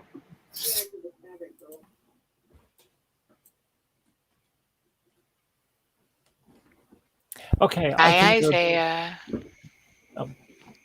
Be good. Make good choices. Okay, can I just screen share something for you? This is that just palette. Give me a sec. Yep. Just give me a sec to head over here so I can... There you There go. we That, go. Oh, that's that the color, palette. that it shows up much better there. Yeah. And so does That's my dress, lovely. which is a great fabric. Oh yes, that's a very cute fabric. I kind of want to make a skirt or a blouse out of it. Not gonna lie, I really like green. It's one of my favorite colors. Mm. I'm full green. I've got green fingernails right now. My nails right now are actually a color shift. So when it's warm, it's pink, and when it's cold, it's purple. Oh, And it was the closest I could get to the Bi Pride colors because, you know, blue, pink, and purple. So I was like, well, I'll just do the pink and purple because they actually had, you know, the duochrome like color shift. It's basically mood polish, essentially, just like mood rings. Mm-hmm. Jenny, there's room in here if you want to join. Since you just got back from movie night, I'll probably be going for like another 20 minutes or so, give or take. Basically waiting for my son to pass out because his sleep schedule got completely fucked up. I'm free. Yeah. Hey, Maya. My sleeping pattern isn't much better at the moment. So what happened was I had a friend come to visit for the last 10 days. And they and I sleep weird sleeping patterns. So, you know, tend to be on American East Coast time. Well, I was doing some 3D printing stuff for them because I've got a 3D printer and I was producing something. And we needed to let it finish. And you can't leave the stuff, the pool of resin, because it's like light resistant. Or light sensitive rather. So where if I left it and the sun got to it, it'd end up curing and I'd end up with a solid block of resin in instead. So I had to wait until it finished, and it took 4 hours to finish. Oh wow! So by the time it finished and it's all been cleaned and everything, it was 6 o'clock in the morning, and my friend had to leave by 10:30.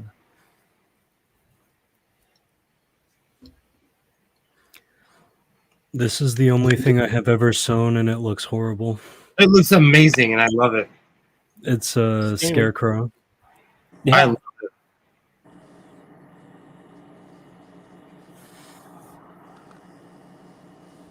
I'm still getting the hang of this whole running the actual StreamYards myself. But this has been a lot of fun, and I really appreciate everybody coming and watching and hanging out with me. I was just going to be sewing by my lonesome, and I was like, well, I could watch YouTube videos, or I could get off my ass and actually do a stream, because I've been saying I'm going to figure it out and actually do a stream for a while. So I was like, hey, Will, what are you doing? Like, nothing, just waiting for my ex to pick up my son. I'm like, want to go on a stream? Like, you want to build a snowman? I couldn't say no. I was like, all right, let me put a decent shirt on. That's my only rule. I have to put on a decent shirt, because in real life, I purposely dress like a hobo. I learned from my predecessor, own everything and dress like a hobo. I'm just wearing a spaghetti strap shirt. Like, it's very, very basic. Yeah, I'm wearing a cute summer dress. I don't know. There you go. This is what it looks like. It's very Awesome. cute. Awesome. I like that. I want to know Little, a guy who, it's weird because I never used to show this much skin down here. You know, Jenny, you're not as loud as you normally are. Oh, I noticed that. I'll try to get closer. There you are. I once knew a guy who took that hobo dressed like a hobo thing to it on a different angle. He owned a BMW 2002 that was completely restored, and at that time in our particular marketplace, they were highly sought after and being stolen right and left. Oh wow! So he hired an artist who does photorealistic work. Got photographs of 2002s that are rusted to death in all the standard locations that a car rusts in, and the artist painted those on his fenders and doors and various areas, and it looked absolutely convincing that it was a rusty dead car, and nobody ever touched it. It was so cool. Lots of bikes get stolen in the UK. However, mine is baby pink, and I have a feeling that most guys, because it's guys that tend to steal bikes. So I have a feeling that most guys wouldn't want to steal a pink bike because they'd have to ride it, and they would stick out, and people would look at them weird. So I'm hoping that the male machismo thing will be enough of a deterrent. I was thinking, because like I'm not like secure about my bike lock, if I just attached a taser to my bike and had the diodes on the handle, so that if someone tried to ride it without disabling the taser, it would go off. Okay, so I think there's I think that's been done before. There was a guy in San Francisco, I think, that did that to bike thieves, and it's one of the greatest YouTube videos I've ever seen. It's viable, and you should do it. I've seen that too. You should do it. You should do it. You know something? I thought your story was going to go like, yeah, I saw there was a guy who did that, and he's in jail in San Francisco now. So probably not a good idea. So, bike, like anywhere, like I lived in Portland, and bike theft was huge because it's an outdoor city.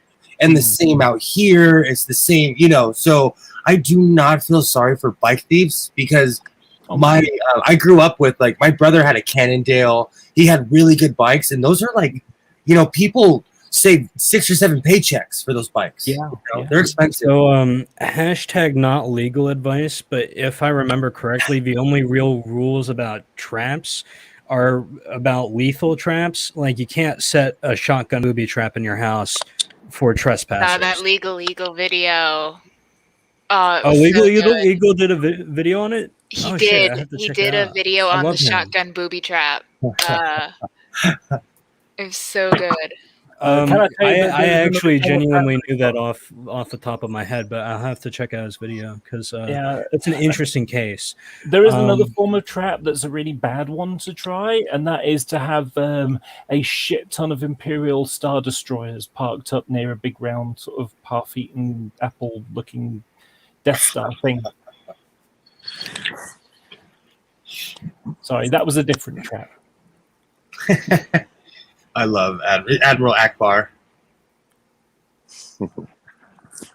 No, but I do not feel sorry. Like, when I see those videos when package thieves get the fart spray and the glitter bomb and they take it home and I do not feel sorry for people like that. Don't steal and crazy stuff. Yeah, Mark Rober's videos. Agreed. Yeah, it's Mark Rober who does the Porch Pirate videos, right? Yeah. Those are amazing. He did a glitter bomb on a money scammer. I love that. I get robocalls all the time. I saw this thing it was on Australia Inside Edition. They traveled to the Philippines and arrested a bunch of Australian people. It was so satisfying to watch robocallers get arrested. But I was like, good for you. I genuinely feel bad for the people who get scammed by these. Like, I don't like using the word degenerates when it's not justified, but I feel like this is kind of degenerate shit, right? You're taking advantage of people. That's not. I was sitting here with Jen one night, and we were just hanging out as we always do. I got a call, and it said that I was in a Mexican prison, and I needed to pay immediately to get my release. And I was like, I had that moment, like, am I in a Mexican prison?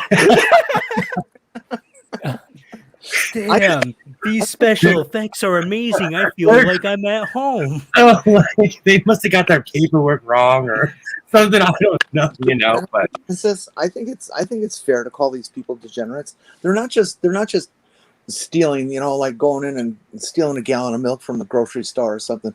They're maliciously getting a hold of the people that are most gullible, most vulnerable, and taking precious money away from a very low income group of people in many cases, without a care in the world.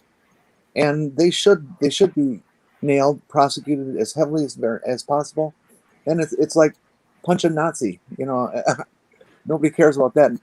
Punch a scammer. Nobody cares about them either. Oh, around here, people would stand and clap if you punch a Nazi. They'll line up. Hey Kitty, Can I share that video We'll say, and I'll screen share it, and it's my video, so you can't get hit by copyright because it's mine. Yeah, no, go for it. Let me just share it first. Yeah. Share screen, and I'm going to share the audio as well. Okay, why is it? Oh, I've got to pick the right window first. That helps. I've made that mistake before. Oh, shit. Okay, it looks like you'll have to do it yourself. I'll send you the link. You'll have to screen share it because that works. It's in the private chat. All right, hold on. Is that a pizza pan on a stick? No, it's a podium, but I turned it around backwards and I use it to sew. Sorry, I'm so stupid. No, it's a portable podium, but I repurpose everything. Oh, sorry. I thought he was talking about the banjo in the background. No, it's literally it's a music stand. My first thought was fly swatter. That would be awesome. Oh God, that would be awesome. How big of a fly where you live? I live in Florida, which is basically like easy mode Australia. So you take a guess. Well, easy mode Australia is everywhere. I'm running. You know, I'm not scared of much, but if I saw some freakishly large animal like that, I'm a human being. I'm gonna run first and go get a weapon. Hold on, I'm just trying to find it. If I saw something that freakishly large, yeah, I've been carrying a boot knife with me because like I get scared by things and like it makes me fell secure. I get scared by like cockroaches, but like the knife, like if I point the knife at it, it makes me feel better. I carry a Leatherman with me. It makes me feel invincible. I feel like MacGyver with this thing in my pocket. So I don't know. Kitty, did you press the button for sharing sound? I didn't see one for sharing sound. Okay, try share the sound. Let me try. Let me try sharing it. It doesn't work unless I tried. I'm normally good at these things, but I'll try again. yeah. So when you click the share button at the bottom, there's a little pick your screen, share audio. I see it now. Yeah. All right. Hopefully this will work. Laura, it worked for me. There it goes.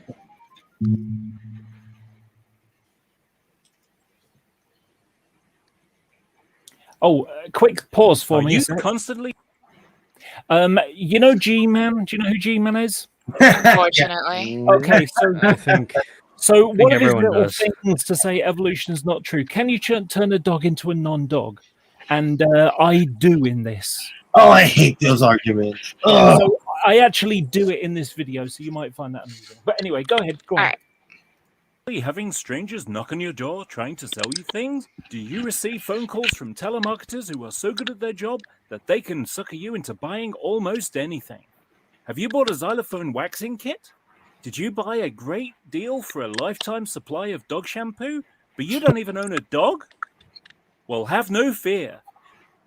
Buy Cliff Jumper's new homeopathic cure for gullibility for just $59.95.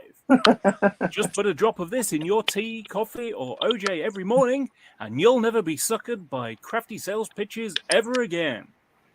Buy this product, and you'll actually be saving money. You won't have to worry about buying useless things that you'll never ever need.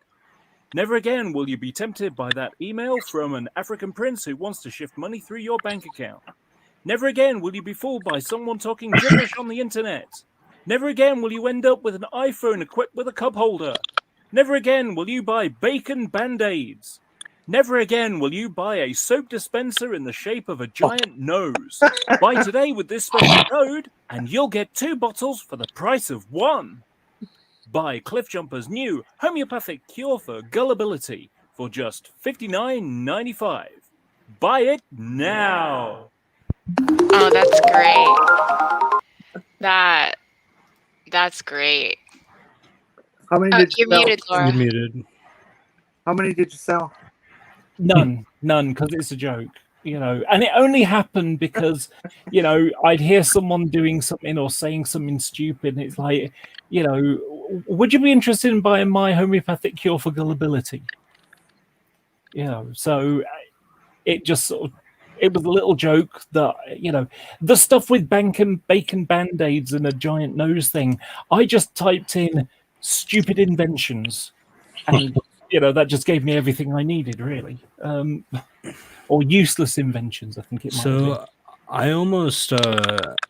I almost became one of those like scammers by accident, because I was gonna like post my diet and workout regimen online, but I realized it's highly dangerous if you don't do it right, and it's also like just not good for you in general.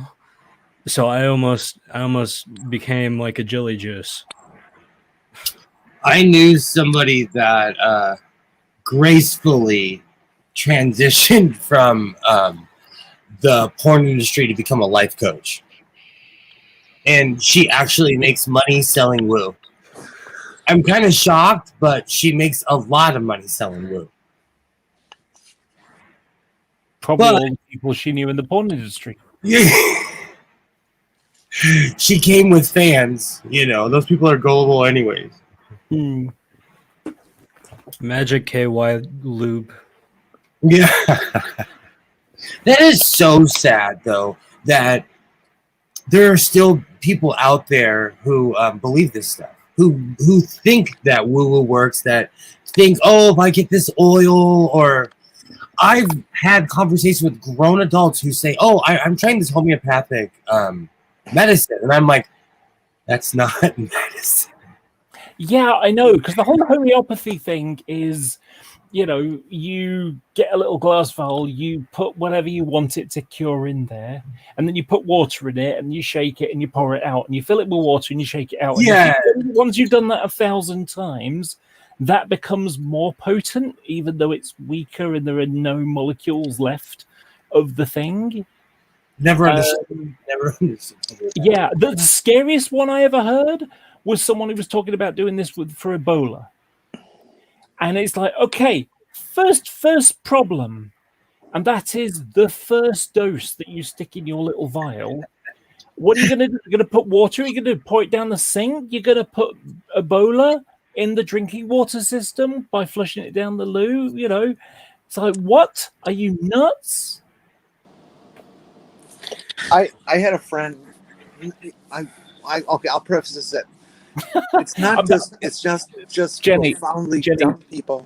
Jenny, I want to pause you for a second. When you said I had a friend, it makes I'm worried about the whether this person died by the end of this story you're about to tell. Well, damn near. We actually did have a very negative parting of ways, because he turned into a very horrible, nasty person. But that's a different story. Anyways, this guy is a master's level social worker who is also a trained psychotherapist. Okay, so he's not stupid, at least not in a book learning sense. He fell for the Nigerian Prince bank scam deal. Oh, man. And he gave these people all of his credit card and bank info and birthdays and social security and everything to these people that he had no idea, because he thought he really won this contest thing. And he called me right after. He said, "You won't believe my luck," and explained it to me. And I just said, "Paul, that is a scam. This is well known. I can't believe that you fell for it." And I tried to explain it to him that this is just not real. And he fortunately finally believed me after about a half an hour of telling him about it. And he, immediately went and called his credit card companies and canceled the numbers and took care of things that he could right away.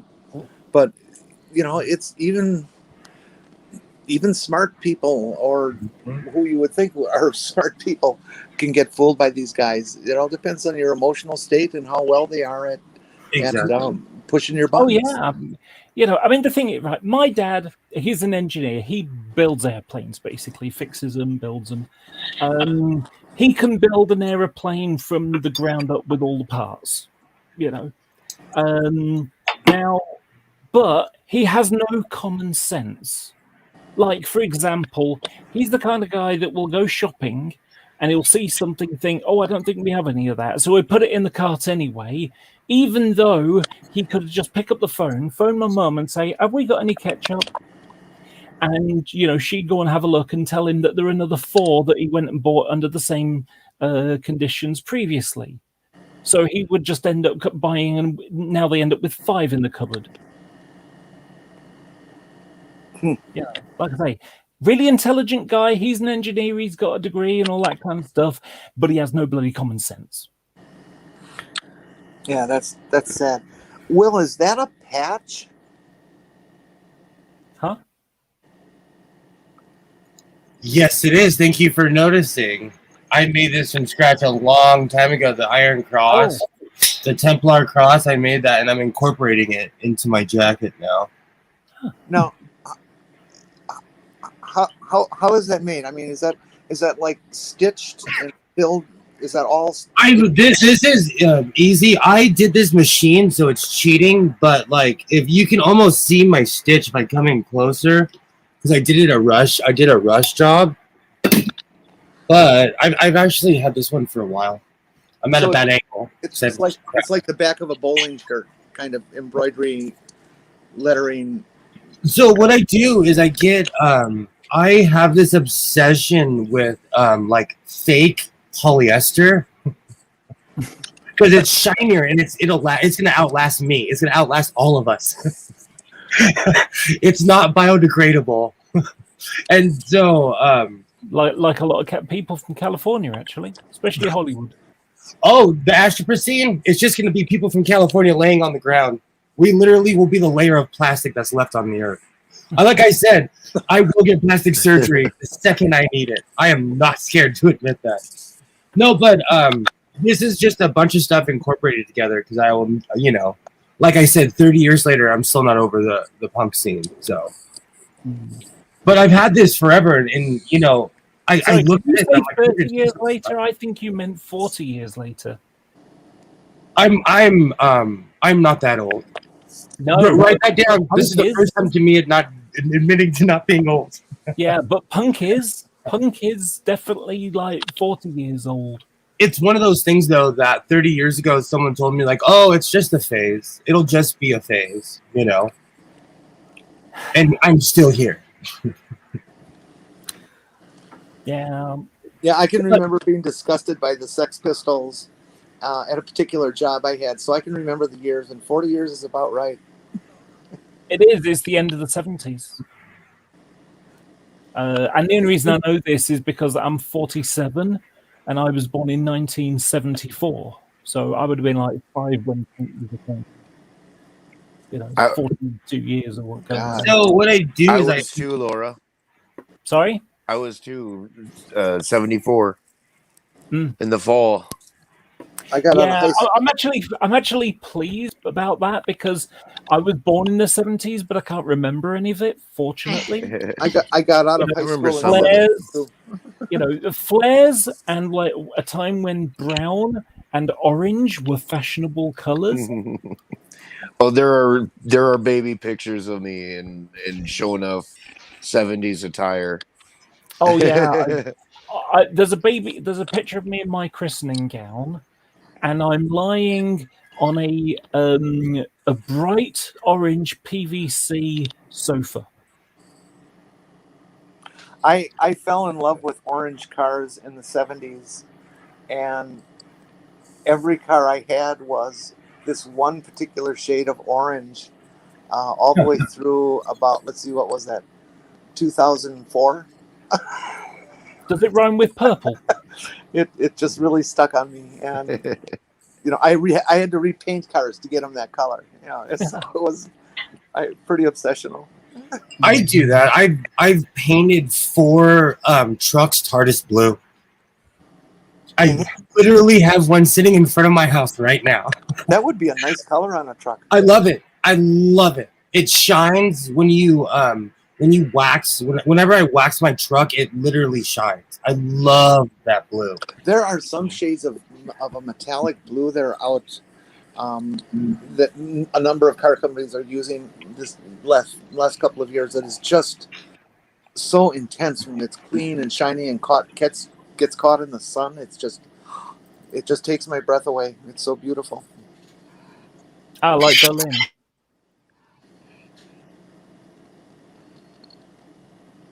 Here we are the land of lowriders, so we get like honestly see some of the best paint jobs ever. I saw this lowrider back home. It was a '68 Chevy Impala. Oof. Yeah, beautiful lines on those cars, and it was painted. Oh man, it was so low. The rocker panels were damn near dragging. Oh, but it was painted this hot neon pink. And you could honest to God see it from a mile away. I mean, it would stick out from a mile I away. like pink as much as the next girl, but there is no way in hell I would ever drive a pink car. Well, it depends on the shade. I wouldn't go for that shade. But it was fun to look at. I can appreciate what it is and why they love it and stuff, but I would never do it for myself. We have a very LA famous person who literally is just famous for being beautiful. Her name is Angeline, and she drives pink Corvettes. And she's so rich that she has one for every year. And it's not rare to see her around LA. I knew this woman who was known as kind of a Val gal, and she had a BMW repainted to match her lipstick and nail color, which was a pink metallic. I would want a black car, except for the fact that I live in Florida. Ooh. I owned one black truck and I wrecked that thing around a telephone pole. It was just the most beautiful truck I've ever owned. And of course I crashed it. Of course. My uncle crashed and totaled his Bose Mustang. It was orange and black. I only got to ride in it once before it ended up fucking completely obliterated. Oh, by the way, Kitty, your kitties are so cute. Cute. Yeah, I have 4 of them, and right now 2 of them are sleeping over there, and the 2 girls are curled up sleeping. The 2 boys are off somewhere, also probably sleeping. I mean, they're cats. That's what they do. Yeah, cats. If they don't get at least sort of 10 naps in a day, they don't have enough energy for their main snooze. Yeah. We have stray cats around here. They are brutal. I mean, I have security cameras. They're like trail cams. Our neighborhood cats are gangsters. They literally run this neighborhood. They're awful. Are they mousers? Oh,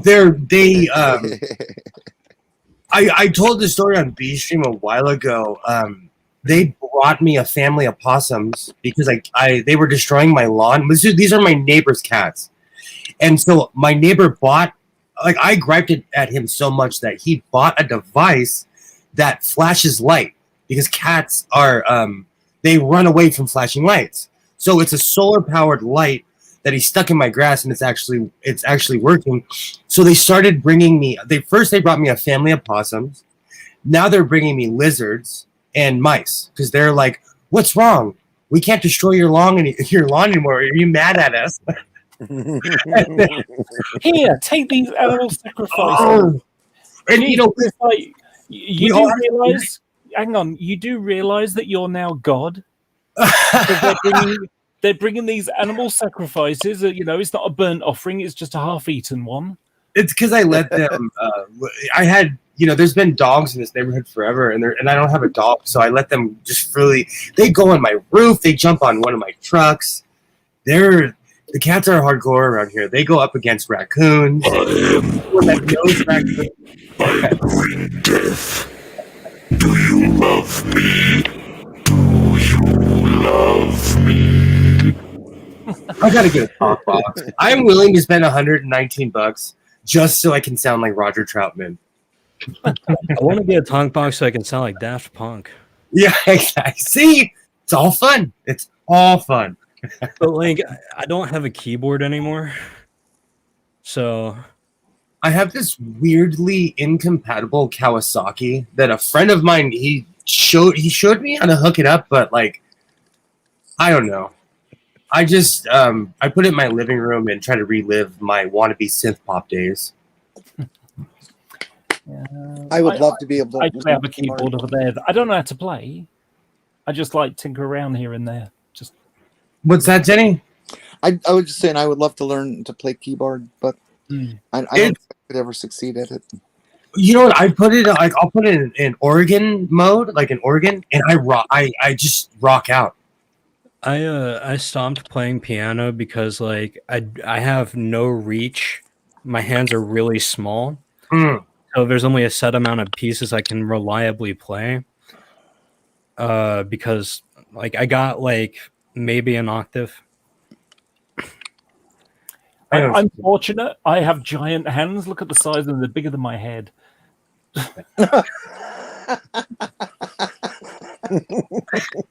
Don't feel bad. I have an 8 head, and you see how big my hands are. Don't feel bad. My hands are huge. But my hand to my head scale. This is relative to it. I'm grabbing an iPhone. This is me literally palming it. I can't even wrap my fingers around my phone. Do you know otters are complete a-holes, Doc? I'm subscribed to at least 2 otters on YouTube. Well, this otter isn't. I know, I'm just kidding. But if you watch otters, they're rude to each other.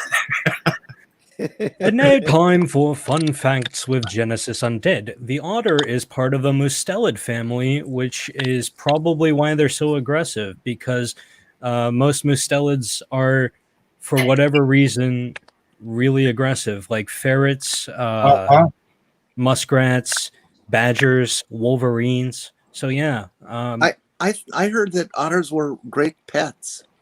Hey, a quick PSA. I hate otters. They're quick PSA.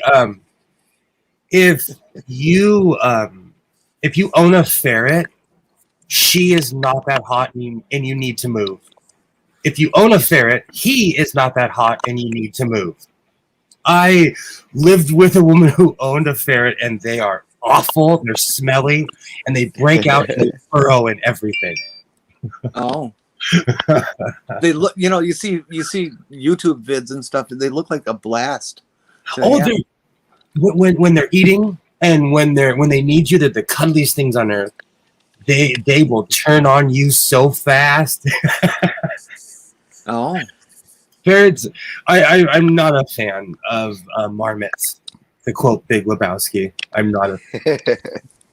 And I think my ex-wife owns these giant desert horny lizard things. I just think they make her house smell bad. There's just I would so love to see them. There's that Russian experiment everybody knows about. I would so love for them to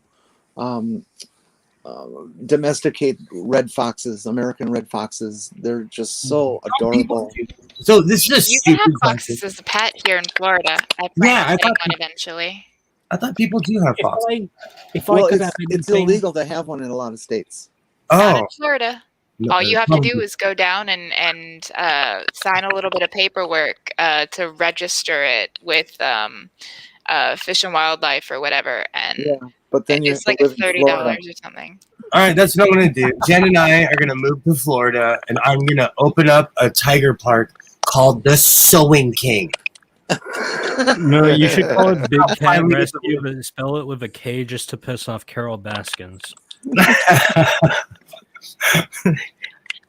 I'll do that too. We're gonna have as many titles as. So when Tiger King came out, like everyone in Tampa already knew that Carol Baskins killed her husband. This was like old news to us, but it's just hilarious that now the whole world knows how I freaked out. Insane this is. And I'll tell you why. It warmed my heart to see a gay man living in the middle of Oklahoma shooting guns and owning tigers. There's nothing more American than a crazy gay guy with 2 husbands living in the middle of Oklahoma. And he even said, like, the only reason they like me is because I bought half the town. I like the Tiger King because even though he was an emotional wiener, he was at least he was honest. But if you watch, like, The only reason I knew about Tiger King was literally, like, I never watched the show, but I learned about him from fucking John Oliver, because when he ran for president in 2016, Joe Exotic fucking ran for president, and John Oliver fucking did a bit on it. he made a video every day. See, and that's another problem with Tiger King. He was a bit obsessive, and he openly threatened Carol Baskin. And I'm going to tell you something as non-legal advice. If you threaten somebody enough, in America at least, our legal agencies will believe you and put you in jail for it. So if you say, hey, I'm going to do this and I'm going to do this, and you do it on YouTube like the Tiger King did, even the FBI lady was like, hey, this idiot put it on YouTube and openly threatened Carol Baskin, you know. Piss off enough people, they'll put you in jail, you know. Well, even the threat causes distress. Absolutely. And he was like, you know, and I always jokingly say, oh, free Tiger King, but let's be real. Like, he was openly threatening people. He had more firearms than brain cells, you know, like, that's something the FBI will believe you. They will believe you if you start running your mouth like that. And none of those people were innocent. They're all dirty. You shouldn't own a tiger. I'm sorry to get super lefty, you know. I don't judge people if you do, you know. So, and there's no proper way to own a tiger. Like, you know, like, they try to paint Carol Baskins in a good light, but like, even her, like, I've been to Big Cat Rescue. Those cages are small. That's what I'm saying. How don't tigers need like a savanna? No, they live in jungles, but they have like insane square footage on their territories. That's what I'm saying. Like, because we have cougars here, and we have big cats here. They're wild, and they have range. 15 to 20 square kilometers. Oh wait, no, that's not right. What am I reading? What the fuck is this shit? We've had a couple cougars in Wisconsin that traveled from up north down to the urban areas, and they were caught and tagged and GPS'd, and those suckers would continue on through the state and go a few hundred miles. Yeah, okay, that's what I'm it's saying. 60 to 100 square kilometers. Wow. How much a tiger needs to, like, that's how much space for one tiger. And you have like families of tigers all sharing the same enclosure. And that's why like zoo deaths of tigers are so common, because it stresses the animals out to be so confined. This is why I stopped going to the zoo. I used to take Isaiah every year on his birthday. I'd take him to the zoo, and it got depressing after a while. Don't go to Busch Gardens ever. Is it okay? I went to SeaWorld. Is it okay to keep lions? That one is amazing. So yeah. This is Lenny. I went to SeaWorld before they really toned it down. The SeaWorld now is an amusement park. They have rides, they have shows. They basically got rid of most of the animals. So I used to love zoos, but like the older I get, the more I realize animal conservation shouldn't be captivity. It should be restoring environments. It should be protecting animals in the wild, right? Yeah, it but should it's be promoting healthy populations, but like when you get in that business, though, you run into animals that you know have been injured or diseased or something like that that will not survive out in the wild, but they may be valid breeding stock. I agree. I know someone who rescues owls and crows and returns them to, like, you know, being, you know, literally will split their legs and help them. If in any other circumstance they would have died if there wasn't human intervention. Well, we have the International Owl Center here in my little town of 900, and they have three or four owls on permanent residence because they were injured, and even with repair, they could never make it again in the wild. And so they're given a home. Exactly. And they could theoretically be bred with another owl, and get the release the babies out to the wild. I actually have a solution to all these endangered animals. I think there's a way of doing it, like pandas. I think pandas should be put on the menu. And the reason for this is that everything that we use for food, we don't have a shortage of. Cows, loads of them. Pigs, loads of them. We'll breed them as much as possible, so we can eat them. Chickens, and so on. And if we put all these endangered animals on the menu, there will be an incentive to make sure we have lots of them. Okay, I agree. That wouldn't work with pandas, because pandas. The issue is, for whatever reason, pandas don't like to breed. Especially in captivity, it's very hard to get pandas to actually breed. Yeah. Do you know there's actually a thing called panda porn that they showed the pandas in captivity video. Oh yeah. Of wild pandas mating so that they could figure out what the hell to do. The Chinese apparently have done what's considered to be a spectacular job bringing the panda back. That their number of breeding pairs have just gone up through the roof. They've done so well, but they've been working at it like 30, 40, 50 years. Yeah, the problem is, panda are an example of something that, it's evolution. It's basically evolution. Things that don't breed die. And so, sadly, I think the panda is one of those ones that don't deserve to survive any longer. They're so cute. I know they're so cute and everything. But what I mean is, it's effectively, they have a very limited diet, bamboo, and they are really picky when it comes to mating. This is a species that's trying to do everything it can to not survive. But here's the thing: in the environment where the panda evolved, right? That strategy works. Survival of the fittest doesn't always mean survival of what's better. It just means whatever works. Oh yeah. So I feel as though, and if I remember correctly, pandas are integral to bamboo population control in the wild. So I don't know if they deserve to die off. I don't know. That's a tough one. I'm kind of using rather strong words to illustrate that really, when it comes down to it, nature is saying, this one probably ain't going to make it.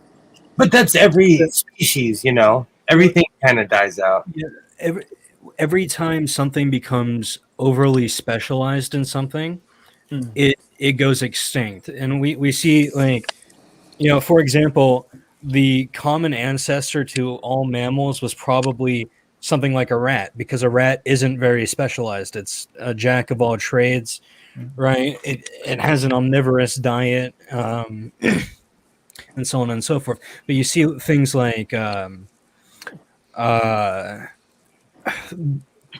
to think of a good example.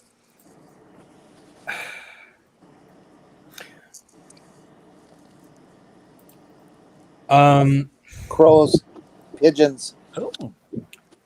No, I'm trying to think of something okay, megalodons. This is a good example. Oh. Megalodons became so specialized in feeding on cetaceans and warm waters that when the earth got colder, they could no longer survive. Whenever an animal becomes specialized in something, if that thing gets interrupted in any way, the population just dies off. Same thing with pandas. Well, their innate adaptability, I think, is the question, or lack thereof. We're an animal, and we happen to be the most adaptable animal, and that's why we've plagued the earth with our presence. Yes, because we don't have a circle of life. Nothing eats us. Well, at least there are things. I mean, with humans, right? We've kind of covered all of our bases by just, making things that do things that we can't, right? So, even though we're highly we're highly specialized for critical thinking. Without any tools, it would probably be very hard for us to kill something to eat. But we got weapons, so it's fine.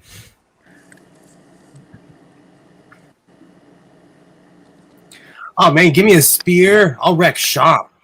I'll bring home a mastodon.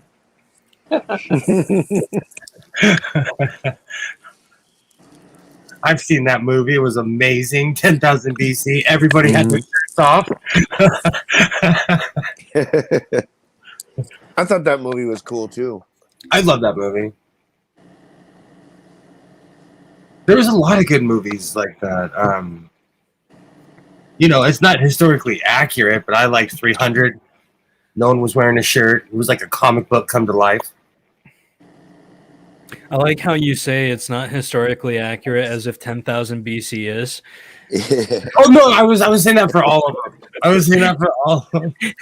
or like Barbarella. Or like the green alien on the Flintstones. That was historically accurate. Now, hey, Logan's Run is historically accurate.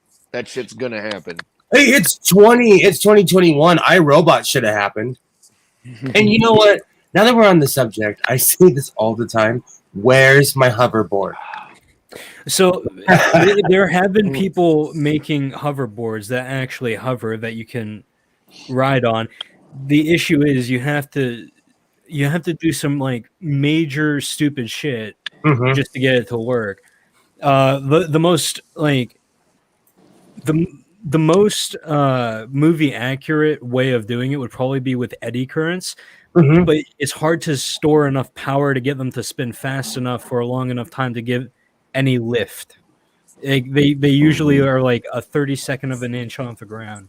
I want to be like full Marty McFly, on my hoverboard, hanging out the DeLorean, trying to chase down When Biff. they invent more efficient batteries, I'm sure it's possible. Oh, I can't wait. I will be an old man with a really expensive pair of Nikes trying to be Marty McFly out there. When the anniversary came around, someone I've known my entire life posted on Facebook, they're rich. They bought the entire outfit, the hat, the jacket, the shoes, and the fake hoverboard too. It was actually kind of awesome. Actually, let me look this up. There's a YouTube video of do you know the Hacksmith? I've heard of it. He made, or one of his interns or apprentices, I don't know which is which, made a hoverboard, and there's a video of it. I'll tell you why, because, once I saw a hoverboard, I was like, I want that to be real. And I was right at that impressionable age where I will remember it for the rest of my life. So I'm going to put in the private chat the link to part 1, and Awesome. part 2 will probably be in the recommendeds. Awesome. But they actually get it to hover, and it's super cool. And they explain, science, which is my favorite thing. Oh, also, when we're talking about crazy expenditures, I want that dolphin submarine thing, where it's a single sub and it looks like a dolphin. Have you seen that? I have not seen that. Oh. It's an actual personal submarine you can take in the ocean. Cool. I think I've seen that. I've seen those boats that kind of dive in and out of the water. Is that what you mean? I'll have to look it up because there's multiple versions of it, but I want the I recently saw one where the guy had the full dolphin and it was classed as a submarine because it could be under for at least a half an hour. Huh. Interesting. Hey, Yeah. Will, I left you a side chat. Okay, so we've been going for almost 4 hours. I need to take a shower and get some sleep. So I'm going to wrap it up and let everybody shill what they're going to shill. Oh yeah, definitely anytime too, Jenny. Okay. Anytime. I'm exhausted sewing from the Exhausted Sewing channel. Hold on. You know, and you know what's funny? If you ever need someone to blame, I loved Genesis's energy, so I was like, I need to be like Jenny. Okay, hold on. Hi, I'm Godless Sewing from the Godless Sewing channel. You should go subscribe to the Godless Sewing channel. Every Thursday, Jen from Jen's Little Corner, Kitty, the Empress of Hell, now the Goddess of Sewing, and myself, we have the What the Fuck show. And every Wednesday, Sam Chaos, Maddie from Science Side Up, and myself, we have a podcast called Pub Religion, where an atheist, a pagan, and a Christian walk into a pub and have a conversation. I'm exhausted. If I forgot you, I love you, and you. Everyone here is already subscribed to Purple, so subscribe to Purple. Now, I'm going to go in afterwards and put everybody's links in. I wasn't sure who all was going to show up, so I will take care of that tomorrow. But honestly, it's our main crew, so everybody pretty much already subs to everybody that's been on. But still, Laura, would you like to go next? Anything you want to show? Not really. I mean, I'm on Twitter here and there at now_being_Laura. Alrighty, and I'll make sure to put your Twitter in the description tomorrow when I get up. Jenny, you got anything to show? Well, no, it's the weekend, so I'm pretty much dead in the water. I just pick up any gigs that I can. I don't do a stream myself. I wish you're had always a computer welcome so I with me. could. Well, If you guys are bored, we can do a sci-fi sewing circle tomorrow. We just get together and pick a topic and fight over it. Works for me. You mean sewing like sci-fi costumes, or? I like we can combine it all. I have to. So, quick funny story to end the stream on. I've gained a significant amount of weight, and I try to put on my Captain Kirk, aka Captain Jerk uniform, and I've gained so much weight that I put deodorant marks on it. Don't worry about it. All you need to do is just rip it, and you'll be fine because that's Still what canon. Captain Kirk shirt is made out of, rippable paper or something. Well, the thing is, like a year and a half ago, I looked like season 1 Kirk, and now I look like season 3 Kirk, and no one wants to see that. Nobody. I have been going to cardiac rehabilitation now for 6 weeks, and I have lost 20 pounds. I'm so proud of you, Jenny. Hey, brilliant! You still can't tell, but we're working. You know what? It's a start. And, if it helps you to feel more your authentic self and to feel more comfortable in your own skin, then it's a wonderful thing. 20 pounds, that's a significant amount. That's nothing to wag your finger at. That's awesome. That's like my boobs. Like that's literally significant my amount. boobs. The rehabbers want me to get a bike and get my ass out there. But it's 95 and humid here now for the next. Yes, that time of year. Yeah. I've got myself a turbo trainer, which, if anybody doesn't know what it is, it's like an A-frame and it clips to your bike wheel and it turns it into an exercise bike. It's what the pro cyclists do. They can basically go for a 50-kilometer ride and just do it from home. Anyway, I've got one of those, and I've been pretending to use it for a couple of years now, but never actually really succeeded. I'm going to start doing that from Monday because I put on 50 pounds over the COVID thing, and it's like, well, what? I went from 20 stone, and there's 14 pounds to a stone. So I went from 20 stone to 17 and a half. And then suddenly, COVID comes along, and I end up dumping it all on +1. Yeah, see, I'm not measured in stones. I'm measured in Everests.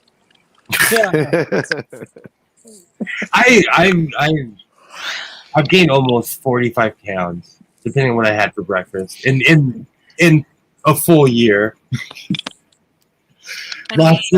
cornbread, pancakes, and cheeseburgers. I lost weight and then I gained a little bit back. Alexa, thank you. Mine's gone up crazy because I'm now 294 pounds.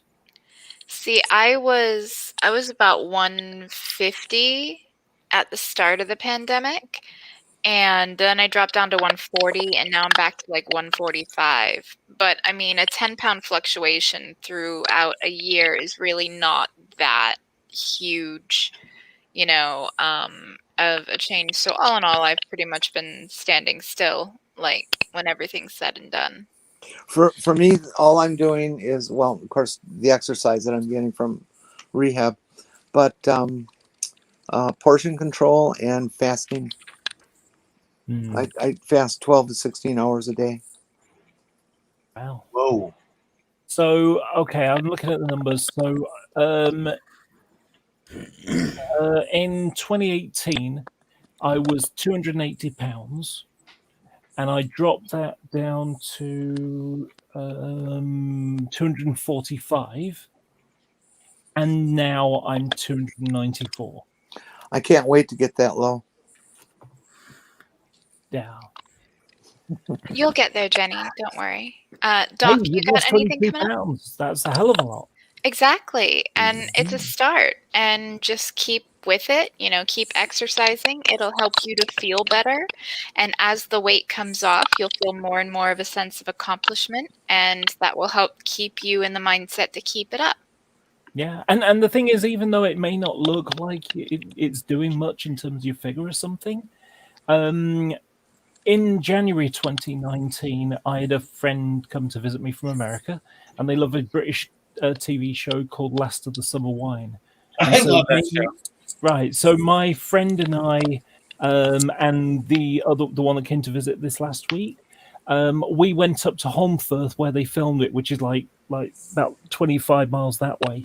And one of the stars of the show, because it was all old people, one of the stars of the show had died, and he was buried at the churchyard there. And it was at the top of a hill, and the church was up on top. My friends, also rather heavy, they had to stop a couple of times, and I just seemed to have so much more energy to be able to just climb there because I'd lost, like. Is that Tollgate Church? Sorry? What's the church? Do you know what the church is called? Is it called Tollgate or Holgate or something? I'm not sure. I obsessively watched Last of the Summer Wine. I fall asleep to it. I love that show. I'm going to grow up and be just like Nora Batty. I'm warning everybody. Well, while Laura looks it up, Doc, do you have anything to show? Not really. I'm nobody. Oh, we love you, You're a Doc. beloved guest, and you were here on the inaugural stream on my channel, so that's something, right? I guess so. Yeah, I'm glad I came on just because this is your inaugural. I know, and I'm so Congrats happy. I on have you. such lovely friends. Thank you. Absolutely. All right, Genesis, do you have anything? I found it. Hi, I'm Genesis. Oh, what? I found it. St. John's Church in Holmfirth. Awesome. Okay. Sorry, Jenny.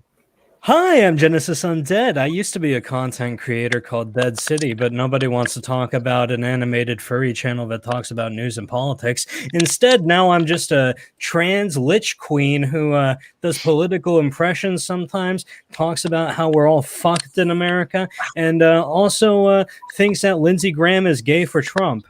Not in a bad way, in a way that I don't think he quite accepts yet.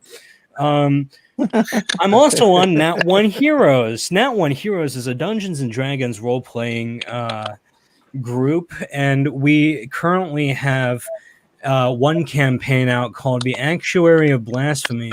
So if you ever wanted to see what a system full of gods would be like if it was created by atheists, check it out. It's quite interesting. We got a lot going on. So if you like me, you probably like Nat One Heroes. I'm in it. And if you like Mikey Famine, he's in it too. So check it out. That's all I got. Nice. Mikey's great. Alrighty. Okie dokie. I'm going to wrap this up because I want to shower and go to bed. I did not get much sleep last night. I am exhausted. I want to thank everybody here for coming. And like I said, I will be putting everyone's links in the description tomorrow because I really do want to just get to bed tonight, and I wasn't sure who was going to be coming. I want to thank you guys so much for being here. It means a lot to me that you would drag your asses out and sit on cam for 4 hours for me. Like, I really do appreciate all of you. I can think of few other people I'd like to share 4 hours with. Oh, thanks, Laura. Mwah. We still need to do more like sewy stuff, like more sewing chatting. Like you, me, and Will, we need to do something in that regard. But anyways, thank you everybody for coming, and I appreciate all of you. You are amazing, wonderful people. Be safe, be well, make good choices, and get vaccinated, please. Done. Have a good night. Bye. Good night. Bye.